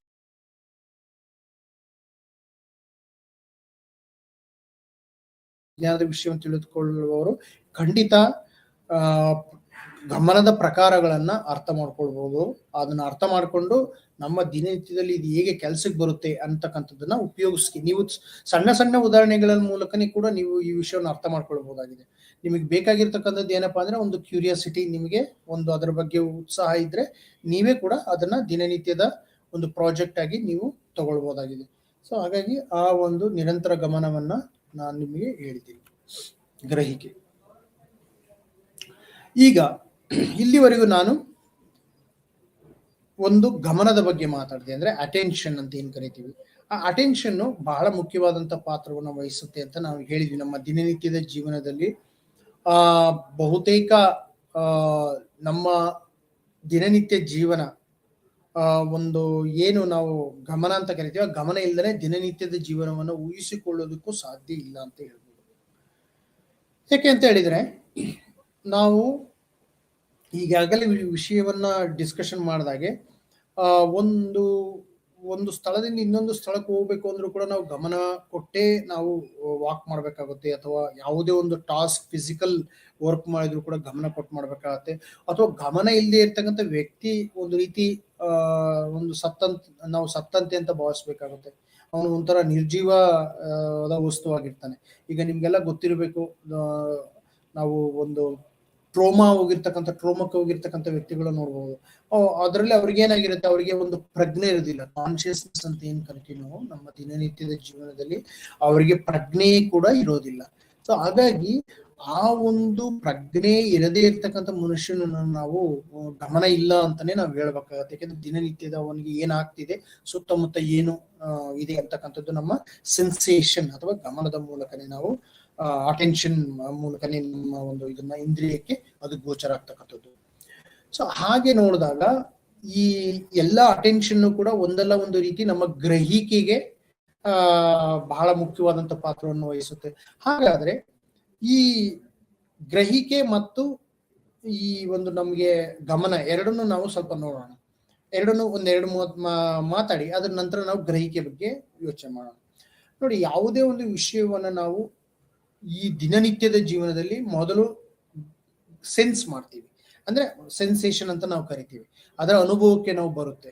ಆ ಬಂದಾಗ ಸೆನ್ಸ್ ಮಾಡೋದ್ರ ಜೊತೆಗೆ ನಾವು ಗಮನ ಕೊಟ್ಟು ನೋಡಿದಾಗ ಅದನ್ನ ಸೆನ್ಸ್ ಮಾಡ್ತೀವಿ. ಗಮನನೂ ಬಹಳ ಮುಖ್ಯವಾಗುತ್ತೆ. ನಂತರ ಸೆನ್ಸ್ ಮಾಡ್ತಕ್ಕಂಥದ್ದು ಅಂದ್ರೆ ಗ್ರಹಿಸ್ತಕ್ಕಂಥದ್ದು. ಅದೇ ರೀತಿ ನಾವು ಒಂದು ವಸ್ತುವನ್ನ ಗಮನ ಕೊಟ್ಟು ನೋಡಿ ವಿಚಾರ ಮಾಡಿದ ನಂತರ ಅದನ್ನ ನಾವು ವ್ಯಾಖ್ಯಾನ ಮಾಡ್ತೀವಿ. ಅದನ್ನು ವ್ಯಾಖ್ಯಾನ ಮಾಡ್ಲಿಕ್ಕೆ ಹೋಗ್ತೀವಿ. ಉದಾಹರಣೆಗೆ ನಾವು ಹೇಳೋದಾದ್ರೆ, ಈಗ ನೀವು ನಿಮ್ಮ ಜೊತೆಗೆ ಒಂದು ಶಾಲೆಯಲ್ಲಿ ಅಥವಾ ನಿಮ್ಮ ಕಾಲೇಜಿನಿಂದ ನೀವು ಒಂದು ಹೊರ ಸಂಚಾರ ಹೋದ್ರಿ ಅಂತ ಇಟ್ಕೊಳ್ಳಿ. ಅಲ್ಲಿ ನೀವು ಸಮುದ್ರವನ್ನ ನೋಡಿದ್ರಿ. ಆ ಸಮುದ್ರವನ್ನ ನೀವು ಪ್ರತಿಯೊಂದು ವ್ಯಕ್ತಿಯು ಅವನದೇ ಆದ ರೀತಿಯಲ್ಲಿ ಗ್ರಹಿಸ್ತಕ್ಕಂಥದ್ದು. ಮೊದಲು ಸಮುದ್ರವನ್ನ ನೀವು ನೋಡ್ತೀರಿ, ಸಮುದ್ರದ ನಂತರ ನಿಮಗೆ ಅನುಭವ ಆಗುತ್ತೆ. ಸಮುದ್ರದ ಒಂದು ಫೀಲಿಂಗ್ಸ್ ಅಂತ ಏನ್ ಕರಿತೀವಿ, ಅದು ನಿಮ್ಮ ಒಂದು ಸೆನ್ಸೇಷನ್ಗೆ ಬಂದ ನಂತರ ನೀವು ಅದನ್ನ ಸಮುದ್ರವನ್ನ ತಕ್ಷಣ ನೀವು ಅಟೆನ್ಷನ್ ಇದಕ್ಕೆ ಗಮನ ಕೊಟ್ಟು ನೋಡ್ತೀರಾ, ಅದು ನಿಮಗೆ ಅನುಭವಕ್ಕೆ ಬರುತ್ತೆ. ಅನುಭವಕ್ಕೆ ಬಂದ ನಂತರ ನೀವು ಸುಮ್ಮನೆ ಇರೋದಿಲ್ಲ, ಅದರ ಬಗ್ಗೆ ನಿಮ್ಮದೇ ಆದಂತ ಮಾಹಿತಿಯನ್ನ, ನಿಮ್ಮದೇ ಆದಂತ ಎಕ್ಸ್ಪ್ಲನೇಷನ್ಸ್ ಅನ್ನ ಅದಕ್ಕೆ ಕೊಡ್ತೀರಾ. ಪ್ರತಿಯೊಬ್ಬ ವಿದ್ಯಾರ್ಥಿಯು ಕೂಡ ಅದರದೇ ಆದಂತಹ ಅನುಭವವನ್ನ, ಅದರದೇ ಆದಂತ ಗ್ರಹಿಕೆಯನ್ನ ಕೊಡ್ತಕ್ಕಂಥದ್ದು. ಅದರಲ್ಲಿ ಎಲ್ಲರೂ ಒಂದೇ ರೀತಿಯ ಗ್ರಹಿಕೆಯನ್ನು ಕೊಡೋದಿಲ್ಲ. ನಿಮಗೆ ಗಮನವಿರಲಿ, ಸಮುದ್ರ ಮಾತ್ರ ಒಂದೇ, ಆದರೆ ಅದರ ಒಂದು ಗ್ರಹಿಕೆ ಏನಾಗಿದೆ, ಒಂದೇ ಸಮುದ್ರ ಇದೆ, ಆದರೆ ಗ್ರಹಿಕೆ ಏನಾಗಿದೆ ಬೇರೆ ಬೇರೆ ರೀತಿ ಇದೆ. ಯಾಕೆಂದ್ರೆ ವ್ಯಕ್ತಿ ಬೇರೆ ಬೇರೆ ರೀತಿ ಇದ್ದಾರೆ. ನಾನು ಮೊದಲೇ ಹೇಳ್ದಂಗೆ ನೀವು ಅದನ್ನ ಕೋರ್ಲೇಟ್ ಮಾಡ್ಕೊಳ್ಬಹುದು. ಸೆಲೆಕ್ಟಿವ್ ಅಟೆನ್ಷನ್ ಅಲ್ಲಿ ನಾನು ಒಂದು ಮಾತು ನಿಮ್ಗೆ ಹೇಳಿದ್ದೆ, ಏನಪ್ಪಾ ಅಂದ್ರೆ ಆಯ್ದ ಒಂದು ಗಮನದಲ್ಲಿ ವ್ಯಕ್ತಿಗಳು ಯಾವುದೇ ಒಂದು ವಿಷಯವನ್ನು ಆಯ್ಕೆ ಮಾಡಿಕೊಳ್ಳುವುದು ಅವರ ಆಸಕ್ತಿಗೆ ಅನುಗುಣವಾಗಿ ಆಯ್ಕೆ ಮಾಡಿಕೊಳ್ತಕ್ಕಂಥದ್ದು. ಸುಮಾರು ಸಂದರ್ಭಗಳಲ್ಲಿ ನಮ್ಮ ದಿನನಿತ್ಯದ ಜೀವನದಲ್ಲಿ ನಮಗೆ ಆಸಕ್ತಿ ಇರ್ತಕ್ಕಂಥ ಕ್ಷೇತ್ರಕ್ಕೆ ಹೆಚ್ಚು ಗಮನ ಹೋಗ್ತಕ್ಕಂಥದ್ದು. ಸೊ ಹಾಗಾಗಿ ಆ ರೀತಿಯ ಒಂದು ಗ್ರಹಿಕೆಯನ್ನು ನಾವು ನಮ್ಮ ದಿನನಿತ್ಯದ ಜೀವನದಲ್ಲಿ ಬಹಳ ಮುಖ್ಯವಾಗಿ ಆಯ್ದ ಗಮನ ಅಥವಾ ಆಯ್ದ ಗ್ರಹಿಕೆ ಅಂತಲೂ ಕೂಡ ಕರಿಬಹುದಾಗಿದೆ. ಸೆಲೆಕ್ಟಿವ್ ಪರ್ಸೆಪ್ಷನ್ ಅಂತ ನಾವು ಹೇಳ್ಕೊಳ್ಬಹುದಾಗಿದೆ.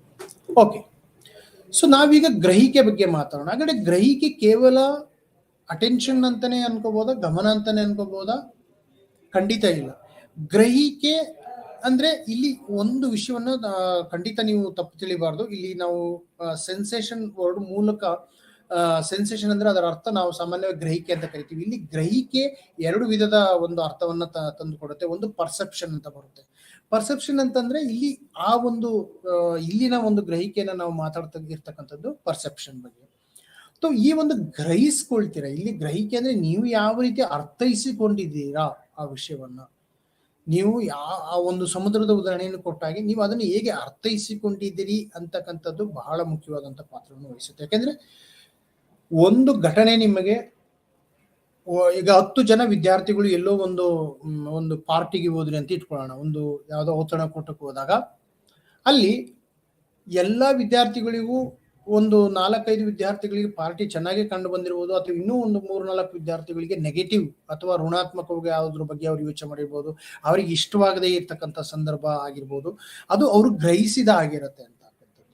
ಹಾಗಾದ್ರೆ ಈ ಗ್ರಹಿಕೆಯಲ್ಲಿ ಏನೆಲ್ಲ ಒಂದು ಕಾಂಪೊನೆಂಟ್ಸ್ ಇದೆ ಅಂತ ನಿಮಗೆ ಈಗಲೇ ನಿಮ್ಮ ವಿಚಾರಕ್ಕೆ ನೀವು ಯೋಚನೆ ಮಾಡಬಹುದು.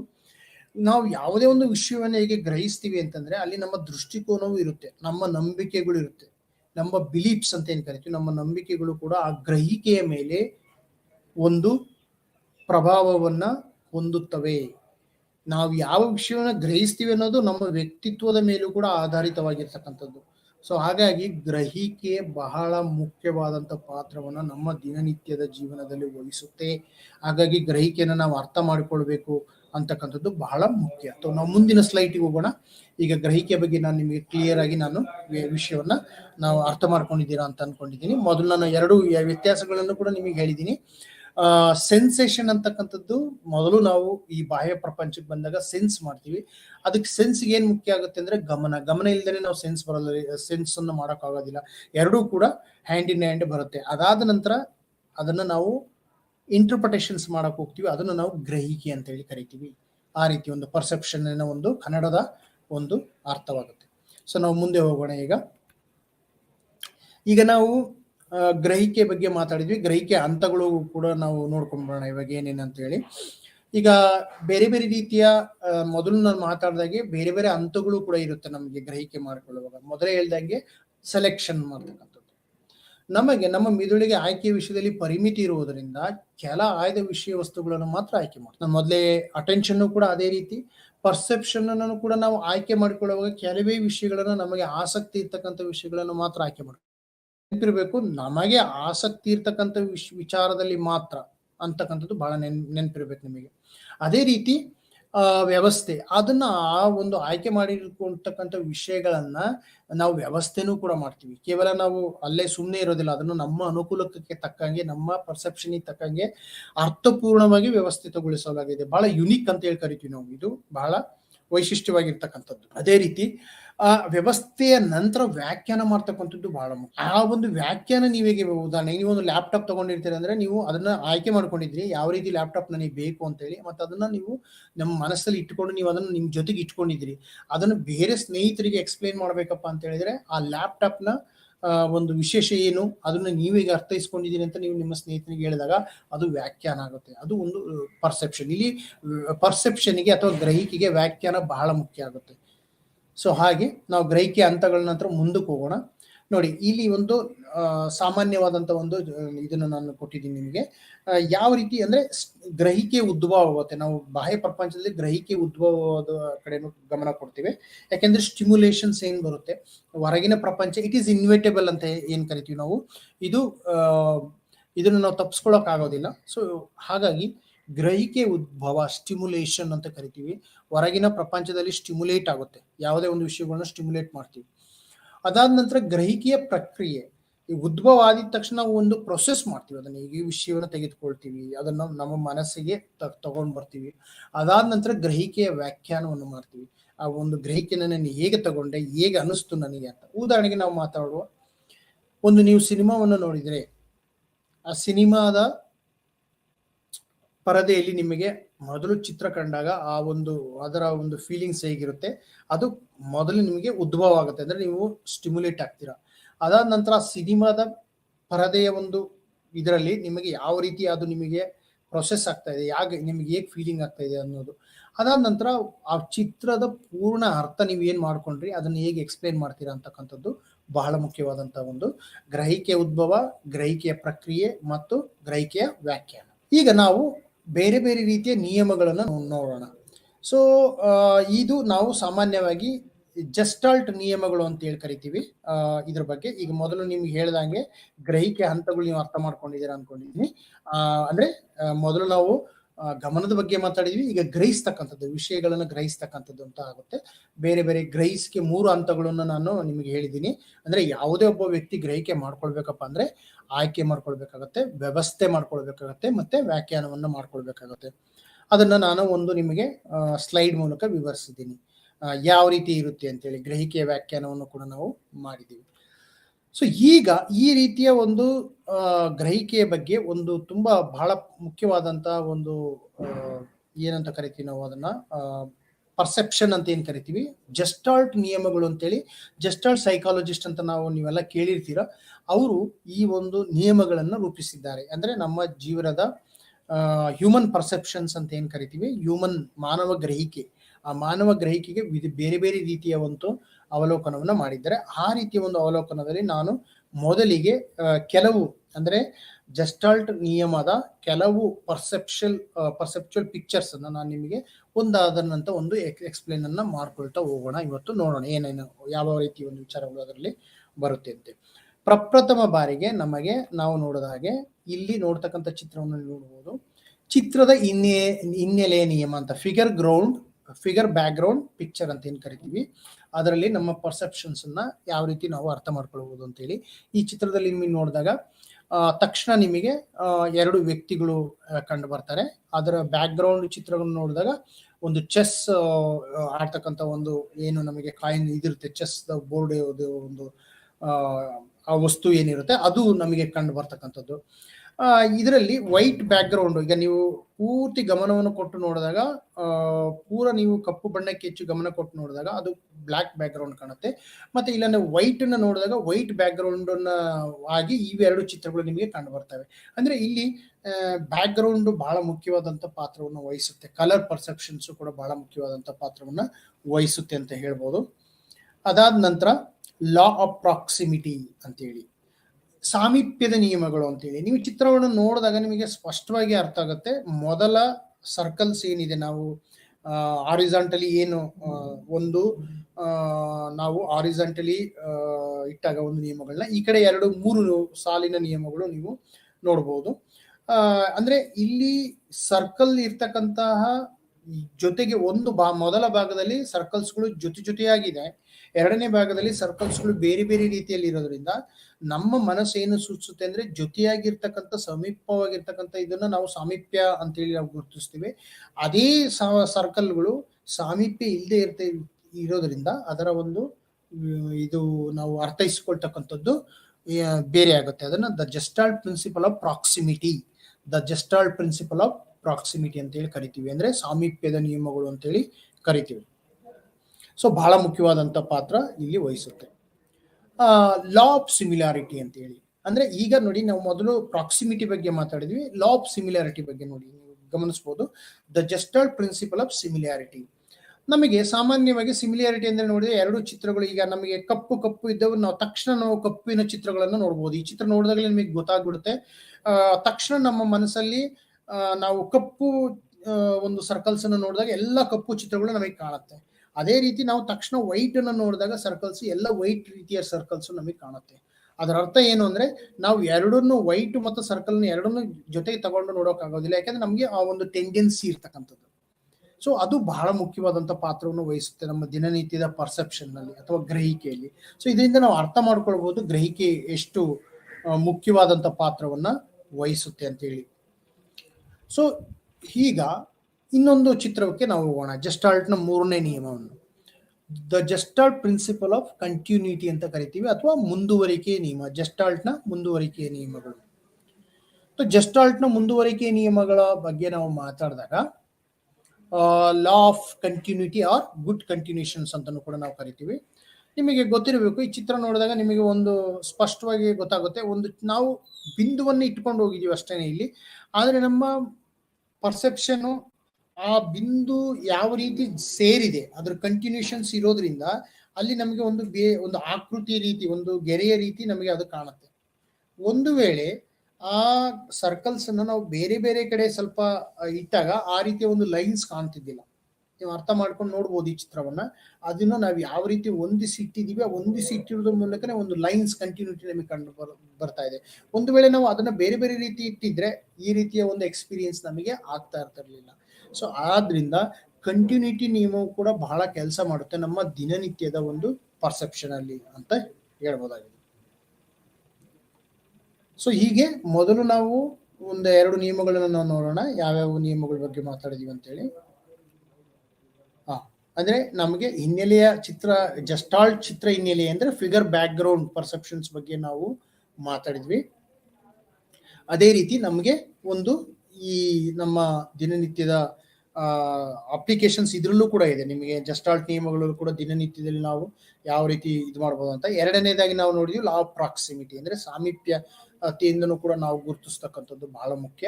ಪ್ರಾಕ್ಸಿಮಿಟಿ ಹೇಗೆ ಕೆಲಸ ಮಾಡುತ್ತೆ ಅಂತಕ್ಕಂಥದ್ದು ಕೂಡ ನಾವು ಗುರುತಿಸಿದ್ವಿ.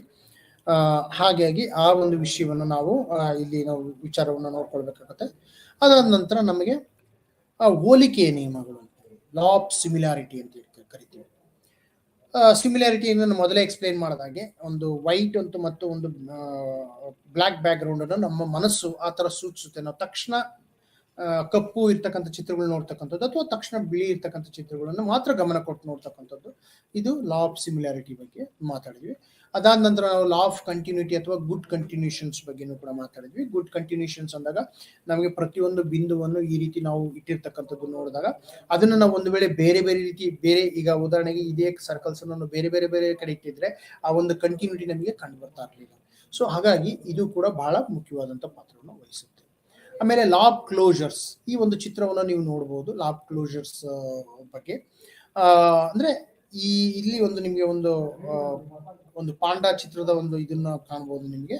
ಅಲ್ಲಿ ನಿಮಗೆ ಅಲ್ಲಿ ನೀವು ಬ್ಲ್ಯಾಕ್ ಅನ್ನ ಗಮನ ಕೊಟ್ಟು ನೋಡಿದಾಗ ಅಲ್ಲಿ ಒಂದು ರೀತಿ ಏನೋ ಒಂದು ಸೈನ್ಸ್ ಇದೆ.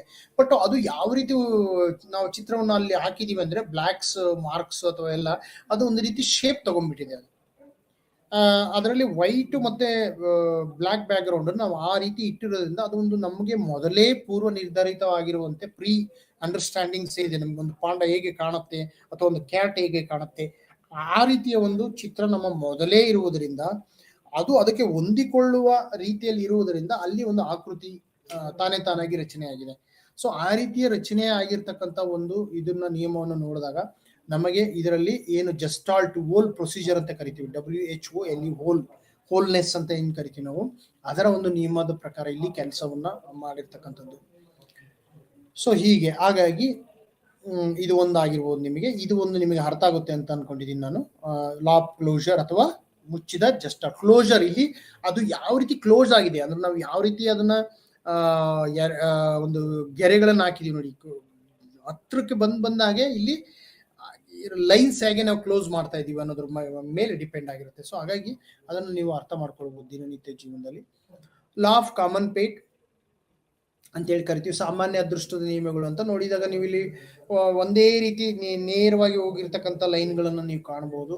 ಅಲ್ಲಿ ಒಂದು ಸಾಮಾನ್ಯ ಒಂದು ಗೆರೆ ಅಂದ್ರೆ ಒಂದಾದ ನಂತರ ಹೋಗಿದಾಗ ನಮಗೊಂದು ಸಾಮಾನ್ಯ ಒಂದು ಜನರಲ್ ಇದಾಗುತ್ತೆ. ಒಂದು ಪಕ್ಷ ಅದು ವೆಹಿಕಲ್ಸ್ಗಳು ಬೇರೆ ಬೇರೆ ಬೇರೆ ರೀತಿ ಅಡ್ಡ ಅಥವಾ ಉದ್ದ ಈ ತರ ಬೇರೆ ಬೇರೆ ಕಡೆ ಹೋದಾಗ ಆ ಒಂದು ಕಾಮನ್ ಫೀಟ್ ಅಂತ ಅಂದ್ರೆ ಸಾಮಾನ್ಯವಾದಂತ ಒಂದು ಪಿಕ್ಚರ್ಸ್ ನಮಗೆ ಕಂಡು ಬರೋದಿಲ್ಲ. ಸೊ ಹಾಗಾಗಿ ಈ ರೀತಿಯ ಒಂದು ಕಾಮನ್ ಫೀಟ್ ಅಂತ ಏನ್ ಕರಿತೀವಿ ಅದು ಕೂಡ ನಮ್ಮ ದಿನನಿತ್ಯದ ಜೀವನದಲ್ಲಿ ಬಹಳ ಮುಖ್ಯವಾದಂತ ಪಾತ್ರವನ್ನ ವಹಿಸುತ್ತೆ. ಅದನ್ನ ನಾವು ಕಾಣಬಹುದಾಗಿದೆ. The gestalt principle of common fate ಅಂತ ಹೇಳಿ ಕರಿತೀವಿ. ಸೊ ಈ ಒಂದು ಕೊನೆಯ ಒಂದು ಇದರಲ್ಲಿ ನಾವು ಪ್ರಗಾಂಜ ನಿಯಮಗಳು ಅಂತ ಏನು ಲಾಸ್ಟ್ನೇ ಒಂದು ಇದನ್ನ ಜಸ್ಟಾಲ್ಟ್ ನಿಯಮವನ್ನು ಕಾಣಬಹುದು. ಸೊ ಪ್ರಗಾಂಜ ನಿಯಮ ಅಂದ್ರೆ ಇದು ನಿಮಗೆಲ್ಲ ಗೊತ್ತಿರ್ತಕ್ಕಂಥ ಒಂದು ಚಿಹ್ನೆ. ಇದು ಒಲಿಂಪಿಕ್ ಒಂದು ಚಿಹ್ನೆ, ನಿಮಗೆ ಗೊತ್ತಿರಬೇಕು. ಈ ರೀತಿಯ ಒಂದು ಅಂದ್ರೆ ಓವರ್ಲ್ಯಾಪಿಂಗ್ ಚಿತ್ರಗಳು ನೀವು ಕಾಣಬಹುದು. ನೋಡಿದ್ರೆ ಅಲ್ಲಿ ನಿಮಗೆ ಪ್ರತಿಯೊಂದನ್ನು ನೀವು ನೋಡಿದಾಗ ಒಂದ್ರ ಮೇಲೆ ಒಂದು ಓವರ್ಲ್ಯಾಪ್ ಆಗಿರ್ತಕ್ಕಂಥದ್ದು. ಇದರಲ್ಲಿ ನಮಗೆ ಕಾನ್ಸೆಪ್ಟ್ ಬೇರೆ ರೀತಿಯ ಒಂದು ಅರ್ಥವನ್ನ ಕೊಡುತ್ತೆ. ಅಂದ್ರೆ ಆ ಓವರ್ಲ್ಯಾಪಿಂಗ್ ಇರ್ತಕ್ಕಂಥ ಪ್ರತಿಯೊಂದು ಸರ್ಕಲ್ ಅಲ್ಲೂ ಕೂಡ ಅದು ಒಂದು ರೀತಿಯ ನಿಮಗೆ ಏನಂತ ಕರಿತೀವಿ ನಾವು ಅದನ್ನ ಒಂದರ ಮೇಲೆ ಒಂದು ನಮಗೆ ಇದೆಯೇನೋ ಅನ್ನೋ ಒಂದು ಪರ್ಸೆಪ್ಷನ್ಸ್ ಅನ್ನ ಒಂದರ ಮೇಲೆ ಒಂದು ಇದೆಯೇನೋ ಒಂದು ಪರ್ಸೆಪ್ಷನ್ಸ್ ಅನ್ನ ತಂದು ಕೊಡುತ್ತೆ. ಆದ್ರೆ ನಾವು ಅದನ್ನ ಆ ರೀತಿ ಜೋಡಿಸದೇನು ಕೂಡ ಆ ಚಿತ್ರವನ್ನು ಬರಿಬಹುದು. ಬಟ್ ಆ ರೀತಿ ಬರೆದಾಗ ಅದು ಆ ರೀತಿ ಸೇರ್ಕೊಂಡಿರೋದ್ರಿಂದ ಸರ್ಕಲ್ಸ್ಗಳು ಆ ತರ ಕೂಡಿಸಿರೋದ್ರಿಂದ ನಮಗೆ ಏನ್ ಅನ್ಸುತ್ತೆ ಅಂದ್ರೆ ಇದು ಎಲ್ಲಾ ಸರ್ಕಲ್ಗಳು ಕೂಡ 3 ಮತ್ತು 5 ಸರ್ಕಲ್ಗಳು ಏನಿದಾವೆ ಎಲ್ಲಾ ಸರ್ಕಲ್ಗಳು ಒಂದಲ್ಲ ಒಂದು ರೀತಿ ಕೊಂಡಿಯಾಗಿದ್ದಾವೆ ಅಥವಾ ಒಂದು ರೀತಿ ಸೇರ್ಕೊಂಡಿದ್ದಾವೆ ಅನ್ನೋ ಒಂದು ಭಾವನೆಯನ್ನ ನಮಗೆ ತೋರಿಸುತ್ತೆ. ಸೊ ಇದು ಇಲ್ಲಿವರೆಗೆ ನಾನು ಒಂದು ಕನ್ಕ್ಲೂಷನ್ಸ್ ನಮಗೆ ಹೇಳೋದಾದ್ರೆ ನಾನು ಮೊದಲು ನಿಮಗೆ ಅಟೆನ್ಷನ್ ಬಗ್ಗೆ ನಾನು ಮಾತಾಡಿದೆ. ಅಂದ್ರೆ ಡಿಫ್ರೆಂಟ್ ರೀತಿಯ ಒಂದು ಅಟೆನ್ಷನ್ಸ್ ಏನು ನಮ್ಮ ದಿನನಿತ್ಯದ ಜೀವನದಲ್ಲಿ ಪಾತ್ರ ವಹಿಸುತ್ತೆ ಅನ್ನೋದ್ರ ಬಗ್ಗೆ ಮಾತಾಡಿದೆ. ಅದಾದ ನಂತರ ನಾನು ಗ್ರಹಿಕೆ ಬಗ್ಗೆ ಮಾತಾಡಿದೆ. ಬೇರೆ ಬೇರೆ ರೀತಿಯ ಗ್ರಹಿಕೆಗಳು ನಮ್ಮಲ್ಲಿ ಇರುತ್ತೆ. ಆ ಗ್ರಹಿಕೆಗಳು ನಿಮಗೆ ಅರ್ಥ ಆಯ್ತು ಅಂತ ಅನ್ಕೊಂಡಿದ್ದೀನಿ. ಆ ಗ್ರಹಿಕೆಗಳು ನಮಗೆ ಒಂದು ವ್ಯಾಖ್ಯಾನ ಮಾಡೋದಕ್ಕೆ ನಮ್ಮ ದಿನನಿತ್ಯದ ಜೀವನದಲ್ಲಿ ಯಾವ ರೀತಿ ನಮ್ಮ ಒಂದು ಅಟೆನ್ಷನ್ ಅಥವಾ ನಾವು ವಿಷಯವನ್ನು ತೆಗೆದುಕೊಂಡಾಗ ಅದನ್ನು ಯಾವ ರೀತಿ ವ್ಯಾಖ್ಯಾನ ಮಾಡ್ತೀವಿ ಅಂತಕ್ಕಂಥದ್ದನ್ನು ಕೂಡ ನಾನು ನಿಮಗೆ ಹೇಳಿದೆ. ಅದಾದ ನಂತರ ನಾವು ವೆರಿ ಫೇಮಸ್ ಜಸ್ಟಾಲ್ಟ್ ನಿಯಮಗಳು ಅಂತೇಳಿ. ಜಸ್ಟಾಲ್ಟ್ ಅದರ ಅರ್ಥ ಏನಪ್ಪಾ ಅಂದ್ರೆ ಹೋಲ್ ಅಂತೇಳಿ. ಅಂದ್ರೆ ನಮಗೆ ಇಡೀ ಒಂದು ವಿಸ್ತಾರತೆಯಿಂದ ನ್ಯಾರೋ ಡೌನ್ ಮಾಡ್ತಕ್ಕಂಥದ್ದು. ಅಂದ್ರೆ ಯಾವುದೇ ಒಂದು ವಸ್ತುವನ್ನು ನಾವು ಯಾವ ರೀತಿ ಪರ್ಸೆಪ್ಟ್ ಮಾಡ್ತೀವಿ ಅಂದ್ರೆ ಅದರ ಓವರ್ ಆಲ್ ಪೂರ್ತಿ ಚಿತ್ರಣವನ್ನು ತೆಗೆದುಕೊಳ್ಳಕ್ಕೆ ನಾವು ಪ್ರಯತ್ನ ಮಾಡ್ತೀವಿ. ಯಾಕೆಂದ್ರೆ ನಮಗೆ ಪ್ರೀ ಡಿಟರ್ಮೈನ್ಡ್ ಮೊದಲೇ ನಮಗೆ ಆ ಚಿತ್ರದ ಬಗ್ಗೆ ಒಂದು ಕಾನ್ಸೆಪ್ಟ್ ಇರ್ತಕ್ಕಂಥದ್ದು. ಅದಕ್ಕೋಸ್ಕರ ನಾವು ಇದನ್ನ ಜಸ್ಟಾಲ್ಟ್ ನಿಯಮ ಅಂತ ಹೇಳಿ ಒಂದು ಕೂಡ ಕರಿತೀವಿ. ಇದರ ಜಸ್ಟಾಲ್ಟ್ ನಿಯಮಗಳು ತುಂಬಾ ನಮ್ಮ ದಿನನಿತ್ಯದ ಜೀವನದಲ್ಲಿ ಉಪಯೋಗಿಸ್ಕೊಳ್ಬಹುದಾಗಿದೆ. ಇದು ತುಂಬಾ ಫೇಮಸ್ ಆಗಿರ್ತಕ್ಕಂಥ ಒಂದು ಜಸ್ಟಾಲ್ಟ್ ನಿಯಮಗಳು. ಸೊ ಹಾಗಾಗಿ ಇನ್ನೊಂದು ಬಾರಿ ನಾನು ಇದನ್ನ ಸ್ವಲ್ಪ ನಿಮಗೆ ಚಿತ್ರಣವನ್ನು ಕೊಟ್ಬಿಡ್ತೀನಿ, ನಿಮಗೆ ಇನ್ನೂ ಸ್ವಲ್ಪ ಅನುಕೂಲ ಆಗ್ಬೋದು ಅಂತ ಹೇಳಿ. ಸಾಮಾನ್ಯವಾಗಿ ಈ ಒಂದು ಜಸ್ಟಾಲ್ಟ್ ನಿಯಮಗಳು ನಮ್ಮ ದಿನನಿತ್ಯ ಜೀವನದಲ್ಲಿ ಬಹಳ ಮುಖ್ಯವಾದಂತಹ ಪಾತ್ರವನ್ನ ವಹಿಸ್ತವೆ.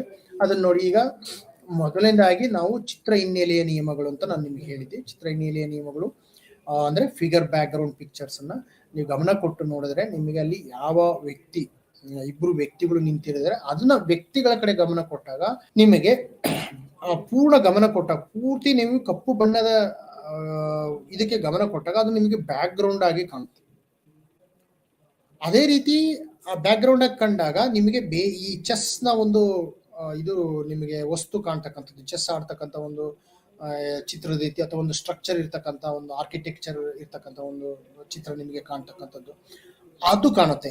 ಅದನ್ನೇ ನೀವು ನೋಡಿದಾಗ ಒಂದು ವೇಳೆ ಈ ಚೆಸ್ನ ಒಂದು ಏನು ಇದಿದೆ, ಆ ಒಂದು ಚೆಸ್ನ ಕಾಯಿಯನ್ನು ನೋಡಿದಾಗ ನಿಮಗೆ ಗಮನ ಕೊಟ್ಟು ನೋಡಿದಾಗ ವೈಟ್ ಬ್ಯಾಕ್ ಗ್ರೌಂಡ್ ಇರತಕ್ಕಂಥದ್ದು ನೀವು ಕಾಣಬಹುದಾಗಿದೆ. ಇವೆರಡು ಮಾತ್ರ ನಿಮಗೆ ಎರಡು ವ್ಯಕ್ತಿಗಳು ನಿಮಗೆ ಕಾಣ್ತಾರೆ, ಆದರೆ ವೈಟ್ ಬ್ಯಾಕ್ ಗ್ರೌಂಡ್ ನಿಮಗೆ ಕಾಣುತ್ತೆ. ಸೊ ವೈಟ್ ಬ್ಯಾಕ್ ಗ್ರೌಂಡ್ ನೀವು ಗಮನ ಕೊಟ್ಟು ಬ್ಲಾಕ್ ಅನ್ನು ನೋಡಿದಾಗ ವೈಟ್ ಬ್ಯಾಕ್ ಗ್ರೌಂಡ್ ಆಗುತ್ತೆ, ವೈಟ್ ಅನ್ನು ನೋಡಿದಾಗ ಈ ಚಿತ್ರಣ ಎದ್ದು ಬರುವಂತೆ ನಿಮಗೆ ಎರಡು ವ್ಯಕ್ತಿಗಳ ಒಂದು ಚಿತ್ರಣ ಎದ್ದು ಬರುವಂತೆ ಕಾಣುತ್ತೆ. ಸೊ ಇದು ಬಹಳ ಮುಖ್ಯವಾದಂತ ಒಂದು ನಮಗೆ ಏನಂತ ನಾವು ಚಿತ್ರ ಹಿನ್ನೆಲೆಯ ನಿಯಮಗಳು ಅಂತ ಏನ್ ಕರಿತೀವಿ, ಫಿಗರ್ ಬ್ಯಾಕ್ ಗ್ರೌಂಡ್ ಚಿತ್ರ ಏನಿದೆ ಅದು ಬಹಳ ಮುಖ್ಯವಾದಂತ ಪಾತ್ರವನ್ನು ವಹಿಸುತ್ತೆ. ಅದೇ ರೀತಿ ಲಾ ಆಫ್ ಪ್ರಾಕ್ಸಿಮಿಟಿ, ನಾನು ಮೊದಲೇ ಹೇಳಿದಾಗೆ ಮುಖ್ಯವಾದಂತ ಒಂದು ಅಂದ್ರೆ ಈ ಸರ್ಕಲ್ಸ್ ಗಳನ್ನು ನೋಡಿದಾಗ ಒಂದೇ ರೀತಿ ಇರ್ತಕ್ಕಂಥ ಸರ್ಕಲ್, ಹತ್ತಿರ ಇರ್ತಕ್ಕಂಥ ಸರ್ಕಲ್ ನಾವು ಬೇರೆ ರೀತಿ ನೋಡ್ತೀವಿ, ಮತ್ತೆ ಅದೇ ರೀತಿಯ ಸೇಮ್ ಸರ್ಕಲ್ಸ್ ಬೇರೆ ಬೇರೆ ರೀತಿ ಎರಡು ಲೈನ್ ಅಲ್ಲಿ ಬೇರೆ ಬೇರೆ ರೀತಿಯಾಗಿ ಚಿತ್ರವನ್ನ ಕಾಣುತ್ತೆ. ಅದನ್ನ ಲಾ ಆಫ್ ಪ್ರಾಕ್ಸಿಮಿಟಿ ಅಂತ ಹೇಳಿ ನಾವು ನೋಡ್ತೀವಿ. ಸೊ ಹಾಗಾಗಿ ಒಂದು ನಿಮಗೆ ನೆನಪಿರಬೇಕು, ಇದು ಲಾ ಆಫ್ ಪ್ರಾಕ್ಸಿಮಿಟಿಯನ್ನ ನಾವು ಮಕ್ಕಳಲ್ಲಿ ಕಲಿಯುವಿಕೆ ಅಂದ್ರೆ ಮಕ್ಕಳ ಒಂದು ಏನು ನಾವು ಕಲಿಕೆ ಬಗ್ಗೆ ಮಾತಾಡ್ತೀವಿ ಅಂದ್ರೆ ಅಟೆನ್ಷನ್ ಆಗಿರ್ಬೋದು, ಪರ್ಸೆಪ್ಷನ್ ಆಗಿರ್ಬೋದು, ಅದ್ರ ಬಗ್ಗೆ ತುಂಬಾ ಮಹತ್ವದ ಪಾತ್ರವನ್ನು ವಹಿಸುತ್ತೆ. ಈಗ ನಾವು ಹಿಂದೆ ನೋಡಿ ಹೇಳೋದಾದ್ರೆ ಉದಾಹರಣೆಗೆ ಈಗ ಫಿಗರ್ ಬ್ಯಾಕ್ ಗ್ರೌಂಡ್ ಆಗಿರ್ಬೋದು, ಇಲ್ಲಿ ನಮ್ಗೆ ಇದರ ಉಪಯೋಗ ಏನ್ ಬರುತ್ತೆ ಅಂದ್ರೆ ನಮಗೆ ದಿನನಿತ್ಯದ ಜೀವನದಲ್ಲಿ ಇದರ ಪರ್ಸೆಪ್ಷನ್ಸ್ ನಮ್ಗೆ ಹೆಚ್ಚು ಅಭ್ಯಾಸ ಮಾಡ್ಕೊಂಡಿದ್ರೆ, ಅಂದ್ರೆ ನಾವು ಬ್ಯಾಕ್ ಗ್ರೌಂಡ್ಸ್ ಅನ್ನು ಚೆನ್ನಾಗಿ ತಿಳ್ಕೊಂಡಿದ್ರೆ ನಮ್ಮ ಆರ್ಮಿಲಿ ಆಗಿರ್ಬೋದು ಅಥವಾ ಮಕ್ಕಳ ಅಟೆನ್ಷನ್ ಡೆಫಿಸಿಟ್ ಇರ್ತಕ್ಕಂಥ ಮಕ್ಕಳಾಗಿರ್ಬೋದು, ಅಲ್ಲಿ ಅವರಿಗೆ ಮತ್ತೆ ಚಿತ್ರ ಕಾಗ್ನಿಟಿವ್ ಎಬಿಲಿಟಿ ಅಂತ ಏನ್ ಕರಿತೀವಿ ನಾವು, ಅಲ್ಲೂ ಕೂಡ ನಮ್ಗೆ ಫಿಗರ್ ವಿಜುವಲ್ ಸೆನ್ಸೇಷನ್ಸ್ ಬಗ್ಗೆನೂ ಕೂಡ ನಾವು ಹೆಚ್ಚು ಇದರ ಒಂದು ನಿಯಮದ ಉಪಯುಕ್ತತೆಯನ್ನು ಕೂಡ ಪಡಿಬಹುದು. ಯಾಕೆಂದ್ರೆ ನಮ್ಮ ದಿನನಿತ್ಯದ ಜೀವನದಲ್ಲಿ ಈ ನಿಯಮಗಳನ್ನ ನಾವು ಅಪ್ಲೈ ಮಾಡ್ತಾ ಇದ್ದೀವಿ, ಈ ನಿಯಮಗಳು ತುಂಬಾ ಉಪಯುಕ್ತವಾಗಿರ್ತವೆ. ಸೊ ಅದ್ರ ಬಗ್ಗೆ ನಾವು ಡಿಸ್ಕಷನ್ ಮಾಡ್ತಕ್ಕಂಥದ್ದು ಬಹಳ ಮುಖ್ಯ. ಯಾಕೆಂದ್ರೆ ಅಲ್ಲಿ ಅದು ಅದರ ವಿಷಯ ವಸ್ತು ಅದನ್ನ ನಾವು ತಿಳಿದುಕೊಂಡಾಗ ಹೆಚ್ಚು ನಮಗೆ ತೊಂದರೆ ಆಗೋದಿಲ್ಲ. ಈಗ ಸುಮಾರು ಮಕ್ಕಳು ಕೆಲವೊಂದು ಪಿಕ್ಚರ್ಸ್ ಬ್ಯಾಕ್ ಗ್ರೌಂಡ್ ಅನ್ನ ಅರ್ಥೈಸ್ಕೊಳಕ್ ಆಗೋದಿಲ್ಲ. ಸೊ ಆಗಿರತಕ್ಕಂಥ ಸಂದರ್ಭದಲ್ಲಿ ಇದನ್ನ ನಾವು ಅರ್ಥ ಮಾಡ್ಕೊಳ್ಬೇಕು, ಇದರ ಹಿನ್ನೆಲೆ ಏನು ಅಂತ ಹೇಳಿ. ಅಂದ್ರೆ ಫಿಗರ್ ಗ್ರೌಂಡ್ ರಿಲೇಶನ್ಶಿಪ್ ನೀನು ಅರ್ಥ ಮಾಡ್ಕೊಂಡ್ರೆ ಹೆಚ್ಚು ನಾವು ಚುರುಕಾಗ್ತೀವಿ. ಇದು ಕೇವಲ ಬೇರೆ ಮಕ್ಕಳಿಗೆ ಅಂತಲ್ಲ, ಬೇರೆ ಬೇರೆ ವಯಸ್ಸಿನವರು ಕೂಡ ಒಂದು ವರ್ಕ್ಶಾಪ್ಸ್ ಅಥವಾ ಒಂದು ಏನಂತ ಕರಿತೀವಿ ನಾವು ಒಂದು ವರ್ಕ್ ಶೀಟ್ಸ್ ಅಲ್ಲೂ ಕೂಡ ನಾವು ಇದನ್ನ ಪ್ರಾಕ್ಟೀಸ್ ಮಾಡಬಹುದು. ಚೆನ್ನಾಗಿರುತ್ತೆ ಇದನ್ನ ಪ್ರಾಕ್ಟೀಸ್ ಮಾಡಿದಾಗ ನಮಗೆ ಗೊತ್ತಾಗುತ್ತೆ. ಸೊ ಹಾಗೆ ಈಗ ಎರಡನೇದು ಪ್ರಾಕ್ಸಿಮಿಟಿಲೂ ಕೂಡ ಹಾಗೆ. ಈಗ ಮಕ್ಕಳು ಎಷ್ಟೋ ಸಂದರ್ಭದಲ್ಲಿ ಅವರಿಗೆ ಒಂದು ಈ ಐ ಅಂಡ್ ಹ್ಯಾಂಡ್ ಕೋಆರ್ಡಿನೇಷನ್ ಆಗಿರ್ಬೋದು, ಮತ್ತೆ ರೀಡಿಂಗ್ ಲೈನ್ಸ್ ಬಿಟ್ವೀನ್ ಅಂತ ಏನ್ ಕರಿತೀವಿ ನಾವು, ಅಂದ್ರೆ ನಿಯಮಗಳು ಓದುವಾಗ ಆ ಕೆಲವೊಂದು ಸಂದರ್ಭಗಳಲ್ಲಿ ಆ ಪಿಕ್ಚರ್ಸ್ ನಾವು ಅರ್ಥ ಮಾಡ್ಕೊಳ್ಬೇಕಾಗತ್ತೆ. ಪ್ರಾಕ್ಸಿಮಿಟಿ ಇದು ಒಂದು ರೀತಿ ನಮ್ಮ ಪರ್ಸೆಪ್ಷನ್ ಅನ್ನು ಇಂಪ್ರೂವ್ಮೆಂಟ್ ಮಾಡಲಿಕ್ಕೆ ತುಂಬಾನೇ ಮುಖ್ಯವಾಗಿದೆ ಅಂತ ಹೇಳ್ಬೋದಾಗಿದೆ. ಯಾಕೆಂದ್ರೆ ಪರ್ಸೆಪ್ಷನ್ ನಮ್ಮ ದಿನನಿತ್ಯದ ಜೀವನದಲ್ಲಿ ಬಹಳ ಮುಖ್ಯವಾದಂತಹ ಪಾತ್ರವನ್ನು ವಹಿಸುತ್ತೆ. ನಿಮ್ಗೆ ಕ್ವಶನ್ಸ್ ಅನ್ನು ಹಾಕೋಬಹುದು, ಯಾಕೆ ಪರ್ಸೆಪ್ಷನ್ ಮುಖ್ಯ ಅಂತ ಹೇಳಿದ್ರೆ, ಯಾರು ಪರ್ಸೆಪ್ಷನ್ ಅಥವಾ ಗ್ರಹಿಕೆ ಚೆನ್ನಾಗಿರುತ್ತೆ ಅವರು ತುಂಬಾನೇ ಒಂದು ದಿನನಿತ್ಯದ ಜೀವನದಲ್ಲಿ ತುಂಬಾ ಅವರಿಗೆ ಉಪಯುಕ್ತವಾಗಿರ್ತಕ್ಕಂಥ, ತುಂಬಾ ಅವ್ರು ಚುರುಕಾಗಿರ್ತಕ್ಕಂಥದ್ದನ್ನು ನಾವು ಕಾಣ್ತೀವಿ. ಸೊ ಹಾಗೆ ಅದೇ ರೀತಿ ಇದು ಒಂದು ಏನಂತ ಕರಿತೀವಿ ನಾವು, ಈ ಒಂದು ಸಾಮೀಪ್ಯದ ನಿಯಮ ಇದೆ, ಅದು ಬಹಳ ಮುಖ್ಯವಾದಂಥ ಪಾತ್ರವನ್ನು ವಹಿಸುತ್ತೆ, ಸಾಮೀಪ್ಯದ ನಿಯಮ. ಸೊ ಹಾಗಾಗಿ ಅದನ್ನು ನಾವು ತಿಳ್ಕೊಳ್ಬೇಕಾಗುತ್ತೆ. ಸೊ ಈ ಒಂದು ಪ್ರಾಕ್ಸಿಮಿಟಿಯನ್ನು ನೋಡಿದಾಗಲೂ ಕೂಡ ನಮಗೆ ಅರ್ಥ ಆಗುತ್ತೆ ಯಾವ ರೀತಿ ಪ್ರಾಕ್ಸಿಮಿಟಿ ನಮ್ಮ ಒಂದು ದಿನನಿತ್ಯಕ್ಕೆ ವರ್ಕ್ ಆಗುತ್ತೆ ಅಂತಕ್ಕಂಥದ್ದನ್ನು ನಾವು ಗಮನ ಕೊಟ್ಟು ತಿಳ್ಕೊಬೇಕಾಗತ್ತೆ. ಅದರ ಒಂದು ಅಪ್ಲಿಕೇಶನ್ಸ್ ಇದೆ, ಡೈಲಿ ಲೈಫಲ್ಲಿ ಅಪ್ಲಿಕೇಶನ್ಸ್ ಇರೋದ್ರಿಂದ ಬಹಳ ಮುಖ್ಯವಾದಂಥ ಒಂದು ವಿಷಯವಾಗಿರ್ಬೋದು. ಅದೇ ರೀತಿ ಸಿಮಿಲ್ಯಾರಿಟಿನ ನಾವು ಗಮನ ಕೊಟ್ಟು ನೋಡೋಣ. ಈಗ ಸುಮಾರು ನಮ್ಮಲ್ಲಿ ಮಕ್ಕಳಿರ್ತಾರೆ, ಅಂದ್ರೆ ಲರ್ನಿಂಗ್ ಡಿಸೆಬಿಲಿಟಿ ಇರ್ತಕ್ಕಂಥ ಮಕ್ಕಳಿರ್ತಾರೆ. ಅವರು ಈ ಸುಮಾರು ಚಿತ್ರಗಳನ್ನ, ಈಗ ಡೈಸೆಲೆಕ್ಸಿಯಾ ಅಂತ ಹೇಳಿ ನಾವು ಏನು ಲರ್ನಿಂಗ್ ಡಿಸೆಬಿಲಿಟಿ ಬಗ್ಗೆ ಮಾತಾಡ್ತೀವಿ, ಅಥವಾ ಸ್ಪ್ಯಾನ್ ಆಫ್ ಅಟೆನ್ಷನ್ ಅಂತ, ಅಂದ್ರೆ ಅಟೆನ್ಷನ್ ಡೆಪ್ಸಿಟ್ ಇರ್ತಕ್ಕಂಥ ಒಂದು ವಿದ್ಯಾರ್ಥಿಗಳು, ಸ್ಟೂಡೆಂಟ್ಸ್ಗಳು ಇದ್ದಾಗ ಈ ಕೆಲವೊಂದು ಚಿತ್ರಗಳನ್ನು ನಾವು ಪ್ರಾಕ್ಟೀಸಿಗೆ ಕೊಟ್ಟಾಗ ಅವರು ತುಂಬಾ ಚುರುಕಾಗ್ತಕ್ಕಂಥ, ಅಂದ್ರೆ ಅವರ ಪರ್ಸೆಪ್ಷನ್ ಹೆಚ್ಚು ಆಗ್ತಕ್ಕಂಥ ಸಾಧ್ಯತೆಗಳು ಜಾಸ್ತಿ ಇರುತ್ತೆ. ಸೊ ಅದಕ್ಕೆ ಈ ಲಾ ಆಫ್ ಸಿಮಿಲಾರಿಟಿಯನ್ನ ನಾವು ಹೆಚ್ಚು ಪ್ರಾಕ್ಟೀಸ್ ಮಾಡಿ ಅದ್ರ ಬಗ್ಗೆ ತಿಳ್ಕೊಂಡು, ಅಂದ್ರೆ ಎಕ್ಸ್ಪರ್ಟ್ಸ್ಗಳು ಅದ್ರ ಬಗ್ಗೆ ತಿಳ್ಕೊಂಡು ಅದನ್ನ ಆ ಚಿತ್ರಗಳನ್ನ ನೋಡಿದಾಗ ಡಿಸ್ಕ್ರಿಮಿನೇಷನ್ ಪವರು ಕೂಡ ಹೆಚ್ಚುತ್ತೆ. ಅಂದ್ರೆ ನಮಗೆ ಸಿಮಿಲಾರಿಟಿ ಇದ್ದಾಗ ಡಿಸ್ಕ್ರಿಮಿನೇಷನ್ ಮಾಡ್ತಕ್ಕಂಥ ಪವರು ಕೂಡ ಹೆಚ್ಚಾಗುತ್ತೆ. ನಮ್ಮಲ್ಲಿ ದಿನನಿತ್ಯ what is the use of discrimination ಅಂದ್ರೆ ನಮ್ಮ ದಿನನಿತ್ಯದ ಜೀವನದಲ್ಲಿ ನಾವು ಡಿಸ್ಕ್ರಿಮಿನೇಟ್ ಮಾಡ್ತಕ್ಕಂಥ ಕೆಪಾಸಿಟಿ ಇಟ್ಕೊಳ್ಬೇಕು. ಉದಾಹರಣೆಗೆ ನಾವು ಹೇಳೋದಾದ್ರೆ, ಈಗ ನಾವು ಎಷ್ಟೋ ಸಂದರ್ಭಗಳಲ್ಲಿ ಈಗ ಉಪ್ಪು ಮತ್ತೆ ಸಕ್ಕರೆ ಅಂತ ನಾವು ತಿಳ್ಕೊಳ್ಳೋಣ. ಸೊ ಹೊರನೋಟಕ್ಕೆ ನಾವು ಸಕ್ಕರೆಯಲ್ಲಿ ಸ್ವಲ್ಪ ಉಪ್ಪಿನ ಒಂದು ಸಣ್ಣ ಸಣ್ಣ ಹರಳುಗಳನ್ನು ನಾವು ಮಿಕ್ಸ್ ಮಾಡಿದ್ರೆ ತಕ್ಷಣ ನಮಗೆ ಗೊತ್ತಾಗೋದಿಲ್ಲ ಅದು ಉಪ್ಪು ಅಥವಾ ಸಕ್ಕರೆ ಅಂತೇಳಿ. ಯಾಕಂದ್ರೆ ಎರಡು ಜೊತೆಯಾಗಿ ಅದೇ ರೀತಿ ಕಾಣೋದ್ರಿಂದ ಅದರ ಎರಡನ್ನೂ ತಕ್ಷಣ ನಾವು ಅದನ್ನು ಬೇರ್ಪಡಿಸಕ್ ಸಾಧ್ಯ ಆಗೋದಿಲ್ಲ. ಇಲ್ಲಿ ಈ ಚಿತ್ರದಲ್ಲಿ ನಾವು ಗಮನ ಕೊಟ್ಟು ನೋಡಿದಾಗ ವೈಟ್ ಸರ್ಕಲ್ಸ್ ಇದೆ ಮತ್ತೆ ಬ್ಲಾಕ್ ಸರ್ಕಲ್ಸ್ ಇದೆ. ಬ್ಲಾಕ್ ಸರ್ಕಲ್ ಎದ್ದು ಕಾಣುತ್ತೆ, ತಕ್ಷಣ ನಾವು ವೈಟ್ ಸರ್ಕಲ್ ನ ಬ್ಲಾಕ್ ಸರ್ಕಲ್ ಇಂದ ಬೇರ್ಪಡಿಸಬಹುದು. It is very visible. ಇನ್ನು ನಾನು ಹೆಚ್ಚು ಉದಾಹರಣೆ ನಿಮಗೆ ಹೇಳ್ಬೇಕಪ್ಪ ಅಂತ ಹೇಳಿದ್ರೆ, ಸಾಮಾನ್ಯವಾಗಿ ಈಗ ಒಂದೇ ಯೂನಿಫಾರ್ಮ್ ಹಾಕಿರ್ತಕ್ಕಂಥ ವಿದ್ಯಾರ್ಥಿಗಳಿದ್ರೆ ಅದರಲ್ಲಿ ಈಗ ಇಡೀ ಸಮವಸ್ತ್ರದ ಅಂದ್ರೆ ಒಂದು ವೈಟ್ ಡ್ರೆಸ್ ಹಾಕಿರ್ತಕ್ಕಂಥ ವಿದ್ಯಾರ್ಥಿಗಳಿದ್ರೆ ಎಲ್ಲರೂ ಕೂಡ ವೈಟ್ ಹಾಕಿದ್ದಾಗ ಅದನ್ನ ನಾವು ಅಲ್ಲಿ ಒಬ್ಬನೇ ಒಬ್ಬ ವ್ಯಕ್ತಿ ಒಂದು ಬ್ಲಾಕ್ ಶರ್ಟ್ ಹಾಕಿದ್ರೆ ಅದು ಎದ್ದು ನಮಗೆ ಕಾಣ್ತಕ್ಕಂಥದ್ದು, ಇಮಿಡಿಯೇಟ್ಲಿ ನಮಗೆ ಅದು ಗೊತ್ತಾಗ್ಬಿಡುತ್ತೆ ಅದು. ಯಾಕೆಂದ್ರೆ ಇಡೀ ಎಲ್ಲ ಬ್ಲಾಕ್ ಆಪೋಸಿಟ್ ಡೈರೆಕ್ಷನ್ಸ್ ಇರೋದ್ರಿಂದ ತಕ್ಷಣ ನಮಗೆ ಗೊತ್ತಾಗುತ್ತೆ. ಸೊ ಇದೇ ರೀತಿ ಇಲ್ಲಿ ಕೂಡ ಅದೇ ಪ್ರಿನ್ಸಿಪಲ್ ವರ್ಕ್ ಆಗ್ತಾ ಇದೆ. ಅಂದ್ರೆ ಡಿಸ್ಕ್ರಿಮಿನೇಷನ್ ಈಸಿ ಮಾಡ್ಬೋದು. ಉದಾಹರಣೆಗೆ ನಾವು ಇನ್ನೊಂದು ಉದಾಹರಣೆ ಕೊಡ್ಬೇಕು ಅಂದ್ರೆ, ಈಗ ನಾವು ಒಂದು ಲೈಬ್ರರಿಲಿ ಇದ್ರೆ ಅಂತ ಇಟ್ಕೊಳ್ಳಿ, ಎಲ್ಲವೂ ಒಂದೇ ಬುಕ್ ಇರುತ್ತೆ, ಒಂದೇ ಕಲರ್ ಅಥವಾ ಒಂದೇ ಪುಟದ ಚಿತ್ರ ಇರುತ್ತೆ ಅಂತ ಇಟ್ಕೊಳ್ಳಿ. ಅಲ್ಲಿ ನಾವೇನ್ ಮಾಡ್ತೀವಿ ಅಂತಂದ್ರೆ, ಅಲ್ಲಿ ಏನೋ ಒಂದು ಡಿಸ್ಕ್ರಿಮಿನೇಟ್ ಮಾಡ್ಲಿಕ್ಕೆ, ಅಂದ್ರೆ ಗುರುತಿಸ್ಕೊಳ್ಳೋದಕ್ಕೆ, ಡಿಸ್ಕ್ರಿಮಿನೇಷನ್ ಅಂದ್ರೆ ಏನು, ಒಂದು ಗುರುತಿಸ್ಕೊಳ್ಳೋದಕ್ಕೆ ನಾವು ಏನಾದ್ರೂ ಒಂದು ಮಾರ್ಕ್ ಮಾಡ್ತೀವಿ. ಅಂದ್ರೆ ಮಾರ್ಕ್ ಅಂತಕ್ಕಂಥದ್ದು ನಮ್ಗೆ ಏನನ್ನು ಸೂಚಿಸುತ್ತೆ ಅಂದ್ರೆ, ನಮಗೆ ಗುರುತಿಸಿಕೊಳ್ಳೋದು. ಇದಕ್ಕೆ ಈ ನಂಬರ್ ಅಥವಾ ಮಾರ್ಕ್ ಕೊಡ್ತಕ್ಕಂಥದ್ದು, ಒಂದು ರೋಲ್ ನಂಬರ್ ಕೊಡ್ತೀವಿ ನಾವು ದಿನನಿತ್ಯದ ಜೀವನದಲ್ಲಿ ನೋಡಿರ್ಬೇಕು. ಆ ರೋಲ್ ನಂಬರ್ ಕೊಟ್ಟಾಗ ನಮಗೆ ಡಿಸ್ಕ್ರಿಮಿನೇಟ್ ಮಾಡ್ಲಿಕ್ಕೆ ಈಸಿ ಆಗುತ್ತೆ. ಸೊ ಹಾಗಾಗಿ ಮೂಲ ಉದ್ದೇಶ ಏನಪ್ಪಾ ಅಂತ ಹೇಳಿದ್ರೆ, ಈ ಒಂದು ಡಿಸ್ಕ್ರಿಮಿನೇಟ್ ಮಾಡ್ತಕ್ಕಂಥದ್ದು ನಮ್ಮ ಅನುಕೂಲಕ್ಕೋಸ್ಕರ ಒಂದು ಡಿಸ್ಕ್ರಿಮಿನೇಟ್ ಮಾಡ್ತೀವಿ, ನಮ್ಮ ಅನುಕೂಲಕ್ಕೆ ತಕ್ಕಂಗೆ ಒಂದು ಡಿಸ್ಕ್ರಿಮಿನೇಟ್ ಅನ್ನ ಮಾಡ್ತಕ್ಕಂಥದ್ದು ಅಂತೇಳಿ.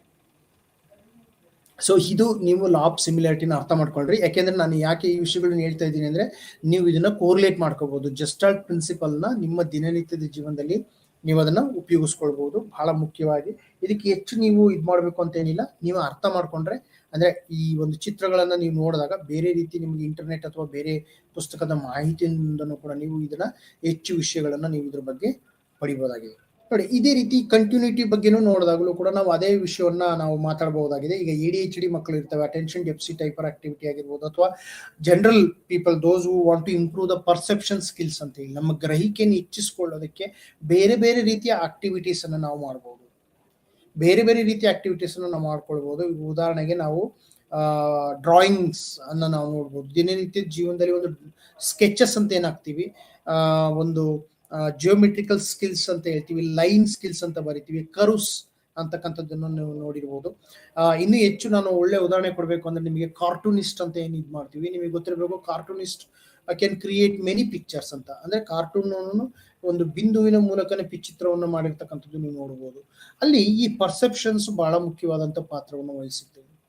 ಒಂದು ಸಣ್ಣ 3-4 ಗೆರೆಗಳಿಂದಲೇ ಒಳ್ಳೆಯ ಚಿತ್ರವನ್ನ ಬರೀತಕ್ಕಂಥ ಒಂದು ಚಾಕಚಕ್ಯತೆ ನಮಗೆ ಕಂಡುಬರುತ್ತೆ. ಅದು ಹೇಗೆ ಸಾಧ್ಯ ಅಂತ ಹೇಳಿದ್ರೆ ಇದು ನಮ್ಮ ಒಂದು ಪರ್ಸೆಪ್ಷನ್ ನ ಒಂದು ಏನಪ್ಪಾ ಅಂದ್ರೆ ಮಹತ್ವ ಅಂತಾನೆ ಹೇಳ್ಬೋದು ನಾವು. ಸೊ ಈಗ ಇಲ್ಲಿ ಈ ಚಿತ್ರವನ್ನು ನೋಡಿದಾಗ ನಿಮಗೆ ಅದೇ ಒಂದು ಅನುಭವಕ್ಕೆ ಕಂಡು ಬರುತ್ತೆ. ಅಂದ್ರೆ ಆ ಲೈನ್ಸ್ ಹೋದಾಗಿಂದ ಆ ತರ ಕಂಡು ಬಂದಿದೆ. ಉದಾಹರಣೆಗೆ ನಾವು ಇದೇ ಲೈನ್ ಅನ್ನ ನಾವು ಈ ರೀತಿ ಆರಿಜಾಂಟಲ್ ಆಗಿ ಕೊಟ್ಟಾಗ ಒಂದು ಲೈನ್ ತರ ಇರುತ್ತೆ, ಬಟ್ ಅಲ್ಲಿ ಅದು ಯಾವುದೇ ರೀತಿಯ ಒಂದು ಮಹತ್ವ ಇಲ್ಲ. ಇದು ಒಂದು ರೀತಿ ಒಂದು ಚಿತ್ರ, ಒಂದು ಪೇಂಟಿಂಗ್ ರೀತಿಯಲ್ಲಿ ಅಥವಾ ಒಂದು ರೀತಿ ಡಿಫ್ರೆಂಟ್ ವೇಯಲ್ಲಿ ಕಂಡು ಬರ್ತಾ ಇದೆ. ಸೊ ಹಾಗೆ ಕಂಟಿನ್ಯೂಟಿ ಮಹತ್ವ ಹೇಗಿದೆ ಅಂತ ಇದೇ ಚಿತ್ರವನ್ನು ನೀವು ಬೇರೆ ಬೇರೆ ಬೇರೆ ರೀತಿಯಲ್ಲಿ ಅದೇ ಡಾಟ್ಸ್ಗಳನ್ನ ಬೇರೆ ಬೇರೆ ಕಡೆ ಹಾಕಿದಾಗಲೂ ಕೂಡ ಅದು ನಿಮ್ಗೆ ಒಂದು ಚಿತ್ರವನ್ನು ಕೊಡ್ಬೋದು. ನೀವೇ ಪ್ರಯೋಗ ಮಾಡಿ ನೋಡ್ಬೋದು. ಈ ರೀತಿ ಬಂದಿರತಕ್ಕಂಥ ಚಿತ್ರವನ್ನ ನೀವು ಅದೇ ರೀತಿ ಡಾಟ್ಸ್ಗಳನ್ನು ಹಾಕಿ ಬೇರೆ ಬೇರೆ ಬೇರೆ ಬೇರೆ ರೀತಿಯಲ್ಲಿ ಇದೇ ಚಿತ್ರವನ್ನು ಮುಂದುವರಿಸಿ ಹೋದಾಗಲೂ ಕೂಡ ಅದು ಬೇರೆ ರೀತಿಯ ಒಂದು ಆಕೃತಿಯನ್ನ ತಾಳ್ತಕ್ಕಂಥದ್ದು. ಸೊ ಹಾಗಾಗಿ ಅದರ ಒಂದು ಕಂಟಿನ್ಯೂಟಿ ಏನಿದೆ ಅದು ಬಹಳ ಮುಖ್ಯವಾದಂಥ ಪಾತ್ರವನ್ನ ವಹಿಸುತ್ತೆ. ಕಂಟಿನ್ಯೂಟಿ ಇರೋದ್ರಿಂದನೇ ಈ ಒಂದು ಅರ್ಥ ಬಂದಿರತಕ್ಕಂಥದ್ದು ಈ ಕಂಟಿನ್ಯೂಟಿ. ಸೊ ಹಾಗಾಗಿ ಈ ಕಂಟಿನ್ಯೂಟಿ ಕಡೆ ಹೆಚ್ಚು ಗಮನವನ್ನ ಕೊಟ್ರೆ ಒಳ್ಳೇದು ಅಂತ ನನ್ನ ಒಂದು ಅಭಿಪ್ರಾಯ. ಲಾ ಆಫ್ ಕ್ಲೋಜರ್ಸ್ ಅಂತಂದ್ರೆ ಅಲ್ಲಿ ಕ್ಲೋಜರ್ಸ್ ಎಷ್ಟು ಚೆನ್ನಾಗಿ ನಿಮಗೆ ನೋಡಿ, ಒಂದು ಯಾವುದೋ ಒಂದು ಪೀಸ್ ನ ನೀವು ಇಟ್ಟಿದ್ವಿ, ಒಂದು ಬ್ಲ್ಯಾಕ್ ಅಂತ ಇರ್ಬೋದು, ಮತ್ತೆ ಅಲ್ಲಿ ಎಲ್ಲಿ ಸರಿಯಾಗಿ ಐತಿ ವೈಟ್ ಬ್ಯಾಕ್ ಗ್ರೌಂಡ್ ಏನಿದೆ ಅದು ಅಲ್ಲಿ ಬಂದು ಸೇರ್ಕೊಂಡಿರೋದ್ರಿಂದ ಆ ಕ್ಲೋಜರ್ಸ್ ಏನಿದೆ ಬೇರೆ ಬೇರೆ ಇದೆ. ಒಂದು ವೇಳೆ ಇದು ಬೇರೆ ಬೇರೆ ರೀತಿಯ ಈ ಬ್ಲ್ಯಾಕ್ ಮತ್ತು ವೈಟ್ ಚಿತ್ರಣಗಳು ಬೇರೆ ಬೇರೆ ರೀತಿಯಲ್ಲಿ ಇದ್ರೆ ಈ ಒಂದು ಆಕೃತಿ ಮೂಡ್ತಾ ಇರಲಿಲ್ಲ. ಮೀನಿಂಗ್ಫುಲ್ ಅಂತ ಕರಿತೀವಿ, ಆರ್ಗನೈಸೇಷನಲ್ ಪ್ರಿನ್ಸಿಪಲ್ಸ್ ಅಂತ ನಾವೇನು ಮೊದಲೇ ಯೂಸ್ ಮಾಡಿದ್ವಿ ಅದು ಇಲ್ಲಿ ವರ್ಕ್ ಆಗ್ತಾ ಇದೆ. ಒಂದು ಆರ್ಗನೈಸ್ ಯಾವ ರೀತಿ ವರ್ಕ್ ಆಗುತ್ತೆ ಇದು ನಮ್ಮ ಪರ್ಸೆಪ್ಷನ್ ಸಂಬಂಧಪಟ್ಟ ನಮಗೆ ಗೊತ್ತಾಗುತ್ತೆ. ಈ ರೀತಿ ಪಾಂಡ ಅಂತಕ್ಕಂಥದ್ದು ಈ ರೀತಿ ಇದೆ ಅಂತ ಹೇಳಿ ತಕ್ಷಣ ಅದು ಒಂದು ಆಕೃತಿಯ ರೂಪವನ್ನ ಪಡೆದಿರ್ತಕ್ಕಂಥದ್ದು ನಮಗೆ ಕಣ್ಣಿಗೆ ಕಾಣುತ್ತೆ. ಸೊ ಹಾಗಾಗಿ ಲಾ ಆಫ್ ಕ್ಲೋಜರ್ ಅಂತಕ್ಕಂಥದ್ದು ಬಹಳ ಮುಖ್ಯವಾದಂತ ಒಂದು ನಿಯಮ. ಅದನ್ನ ಅರ್ಥ ಮಾಡ್ಕೊಂಡ್ರೆ ನಮ್ಗೆ ದಿನನಿತ್ಯದಲ್ಲಿ ತುಂಬಾನೇ ಚುರುಕಾಗ್ಬೋದು ನಮ್ಮ ಒಂದು ಪರ್ಸೆಪ್ಷನ್. ಸೊ ಆ ಪರ್ಸೆಪ್ಷನ್ ಅನ್ನ ನಾವು ಅಪ್ಲೈ ಮಾಡಿದಾಗ ತುಂಬಾ ಮಹತ್ತರವಾದಂತ ಒಂದು ಇದನ್ನ ಕಾಣಬಹುದಾಗಿದೆ. So law of common fate ಮೊದಲೇ ಹೇಳಿದಾಗೆ ಈಗ ಇಲ್ಲಿ ಈ ಚಿತ್ರವನ್ನು ನೋಡಿದಾಗಲೂ ಕೂಡ ನೇರವಾಗಿ ಹೋಗ್ತಕ್ಕಂಥ ಗಾಡಿಗಳು ಕಂಡಾಗ ನಮಗೆ ಒಂದು ಚಿತ್ರಣ ಕಂಡು ಬರುತ್ತೆ, ಒಂದು ಡೈರೆಕ್ಷನ್ ಸಿಗುತ್ತೆ. ಅದೇ ಈ ವೆಹಿಕಲ್ಗಳು ಬೇರೆ ಬೇರೆ ಬೇರೆ ಬೇರೆ ರೀತಿ ಹೋಗದಾಗ ಅಲ್ಲಿ ಯಾವುದೇ ರೀತಿ ನಮಗೆ ಇದು ಬರಲ್ಲ. ಒಂದು ಕಾಮನ್, ಅದಕ್ಕೆ ನೋಡಿ ವರ್ಡ್ ನಾವು ಯೂಸ್ ಮಾಡಿದ್ವಿ ಕಾಮನ್ ಫೀಟ್ ಅಂತ, ಸಾಮಾನ್ಯವಾಗಿರ್ತಕ್ಕಂಥ ಒಂದು ಚಿತ್ರಣ. ವೆಹಿಕಲ್ಸ್ಗಳೆಲ್ಲ ಸಾಮಾನ್ಯವಾಗಿ ಹೋಗ್ತಕ್ಕಂಥ ಒಂದು ಚಿತ್ರಣ. ಇದು ಕೂಡ ನಮಗೆ ಬಹಳ ಮುಖ್ಯವಾದಂಥ ಪಾತ್ರವನ್ನು ವಹಿಸುತ್ತೆ. ಅದೇ ರೀತಿ law of fragrance. Law of fragrance ಇದು ಒಲಿಂಪಿಕ್ ನ ಚಿತ್ರ ಮತ್ತೆ ಓವರ್ಲ್ಯಾಪಿಂಗ್. ಪ್ರತಿಯೊಂದು ಸರ್ಕಲ್ ನಮ್ಗೆ ಏನಾಗಿದೆ ಅಂದ್ರೆ ಕೊಂಡಿ ಆಗಿದಾವೇನೋ ಅಥವಾ ಅವೆಲ್ಲ ಸೇರ್ಕೊಂಡಿದ್ದಾವೇನೋ ಒಂದು ರೀತಿ ಕಾಣಿಸುತ್ತೆ. ಆದ್ರೆ ಅದರ ಒಂದು ಅರ್ಥ ಆತರ ಬರೋದಿಲ್ಲ. ಯಾಕೆಂದ್ರೆ ಒಂದು ಸರ್ಕಲ್ ಅನ್ನ ಅದ್ರ ಮೇಲೆ ಹಾಕದೇ ಇದ್ರೂ ಕೂಡ ಅದನ್ನ ಕೊಂಡಿಯಾಗಿ ನಾವು ಸೇರಿಸಬಹುದಾಗಿದೆ. ಬಟ್ ಅದು ಸರ್ಕಲ್ ಆಗಿ ಪರಿವರ್ತನೆ ಆಗಿರೋದ್ರಿಂದ ನಮಗೇನಾಗುತ್ತೆ ಅಂದ್ರೆ ಅದು ಎಲ್ಲ ಸೇರ್ಕೊಂಡಿದ್ದಾವೆ ಅಂತಕ್ಕಂಥ ಒಂದು ಕಲ್ಪನೆಯನ್ನ ಮೂಡಿಸುತ್ತೆ. ಸೊ ಹಾಗಾಗಿ ಲಾ ಪ್ರಗಾನ್ಜಾ ಅಥವಾ ಲಾ ಪ್ರಗಾನ್ಜಾ ಅಂತ ಏನ್ ಕರಿತೀವಿ ಅದು ಬಹಳ ಮುಖ್ಯವಾದಂತ ಒಂದು ಪಾತ್ರವನ್ನು ವಹಿಸುತ್ತೆ. ಸೊ ಇಲ್ಲಿವರೆಗೆ ನಾನು ಎಲ್ಲಾ ರೀತಿಯ ಒಂದು ನಿಮಗೆ ವಿವರಣೆಯನ್ನ ನಾನು ಕೊಟ್ಟೆ. ಮೊದಲನೇದಾಗಿ ಅಟೆನ್ಷನ್ ಬಗ್ಗೆ ಒಂದು ವಿವರಣೆಯನ್ನು ಕೊಟ್ಟೆ. ಅಟೆನ್ಷನ್ ಪ್ರಕಾರಗಳು ಏನಿದೆ ಅಂತ ಒಂದು ವಿವರಣೆಯನ್ನು ನಾನು ನಿಮಗೆ ಕೊಟ್ಟೆ. ಅದಾದ ನಂತರ ನಮಗೆ ಒಂದು ಗ್ರಹಿಕೆ ಬಗ್ಗೆ ಮಾತಾಡಿದೆ. ಅಂದ್ರೆ ಮೊದಲು ಗಮನದ ಬಗ್ಗೆ ಮಾತಾಡಿದೆ, ನಂತರ ಗ್ರಹಿಕೆ ಬಗ್ಗೆ ಮಾಡಿದೆ, ಗಮನದ ಪ್ರಕಾರಗಳ ಬಗ್ಗೆನೂ ಹೇಳಿದೆ, ಗ್ರಹಿಕೆಯ ಒಂದು ಪ್ರಕಾರಗಳನ್ನು ಕೂಡ ನಿಮಗೆ ಹೇಳಿದೆ. ಅದರ ಜೊತೆಗೆ ನಿಮಗೆ ಬೇರೆ ಬೇರೆ ರೀತಿಯ ಒಂದು ಜಸ್ಟಾಲ್ಟ್ ನಿಯಮಗಳು ಏನಿದೆ, ಬೇರೆ ಬೇರೆ ರೀತಿಯ ಒಂದು ಜಸ್ಟಾಲ್ಟ್ ನಿಯಮಗಳನ್ನು ನಾನು ಯಾವ ರೀತಿ ಅವು ನಮ್ಮ ದಿನನಿತ್ಯದ ಜೀವನದಲ್ಲಿ ಉಪಯೋಗಕ್ಕೆ ಬರುತ್ತೆ, ಅದರ ಒಂದು ಅಂದ್ರೆ ಉಪಯುಕ್ತತೆ ಏನಿದೆ ಅಂತಕ್ಕಂಥದ್ದನ್ನ ನಾನು ನಿಮಗೆ ಹೇಳಿದ್ದೀನಿ. ಸೊ ಹಾಗಾಗಿ ಆ ಒಂದು ಎಲ್ಲಾ ವಿಷಯಗಳನ್ನು ನೀವು ಅಧ್ಯಯನ ಮಾಡಿ ಅಥವಾ ಸ್ವಲ್ಪ ಇಂಟರ್ನೆಟ್ ಅಥವಾ ಬೇರೆ ಮಾಹಿತಿಗಳಿಂದ ಅದನ್ನು ನೀವು ತೆಗೆದುಕೊಂಡು ಪುಸ್ತಕಗಳಿಂದನೂ ಕೂಡ ಓದ್ಬೋದು. ಆದಷ್ಟು ನೀವು ದಿನನಿತ್ಯದ ಉದಾಹರಣೆಗಳಿಂದ ನೀವು ತೆಗೆದುಕೊಂಡಾಗ ನಿಮಗೆ ಆಸಕ್ತಿ ಹೆಚ್ಚಿರುತ್ತೆ. ಅದರಲ್ಲಿ ದಿನನಿತ್ಯದ ಉದಾಹರಣೆಗಳನ್ನು ನೀವು ತೆಗೆದುಕೊಂಡಾಗ ನಿಮಗೆ ಆಸಕ್ತಿನೂ ಕೂಡ ಬೆಳೆಯುತ್ತೆ. ಸೊ ಹಾಗಾಗಿ ಇದು ಒಂದು ನನ್ನ ಇವತ್ತಿನ ಒಂದು ತರಗತಿಯಾಗಿತ್ತು. ಸೊ ಹಾಗಾಗಿ ಇದನ್ನ ನಾನು ಮುಗಿಸ್ತಾ ಇದ್ದೀನಿ. ನಮಸ್ಕಾರ.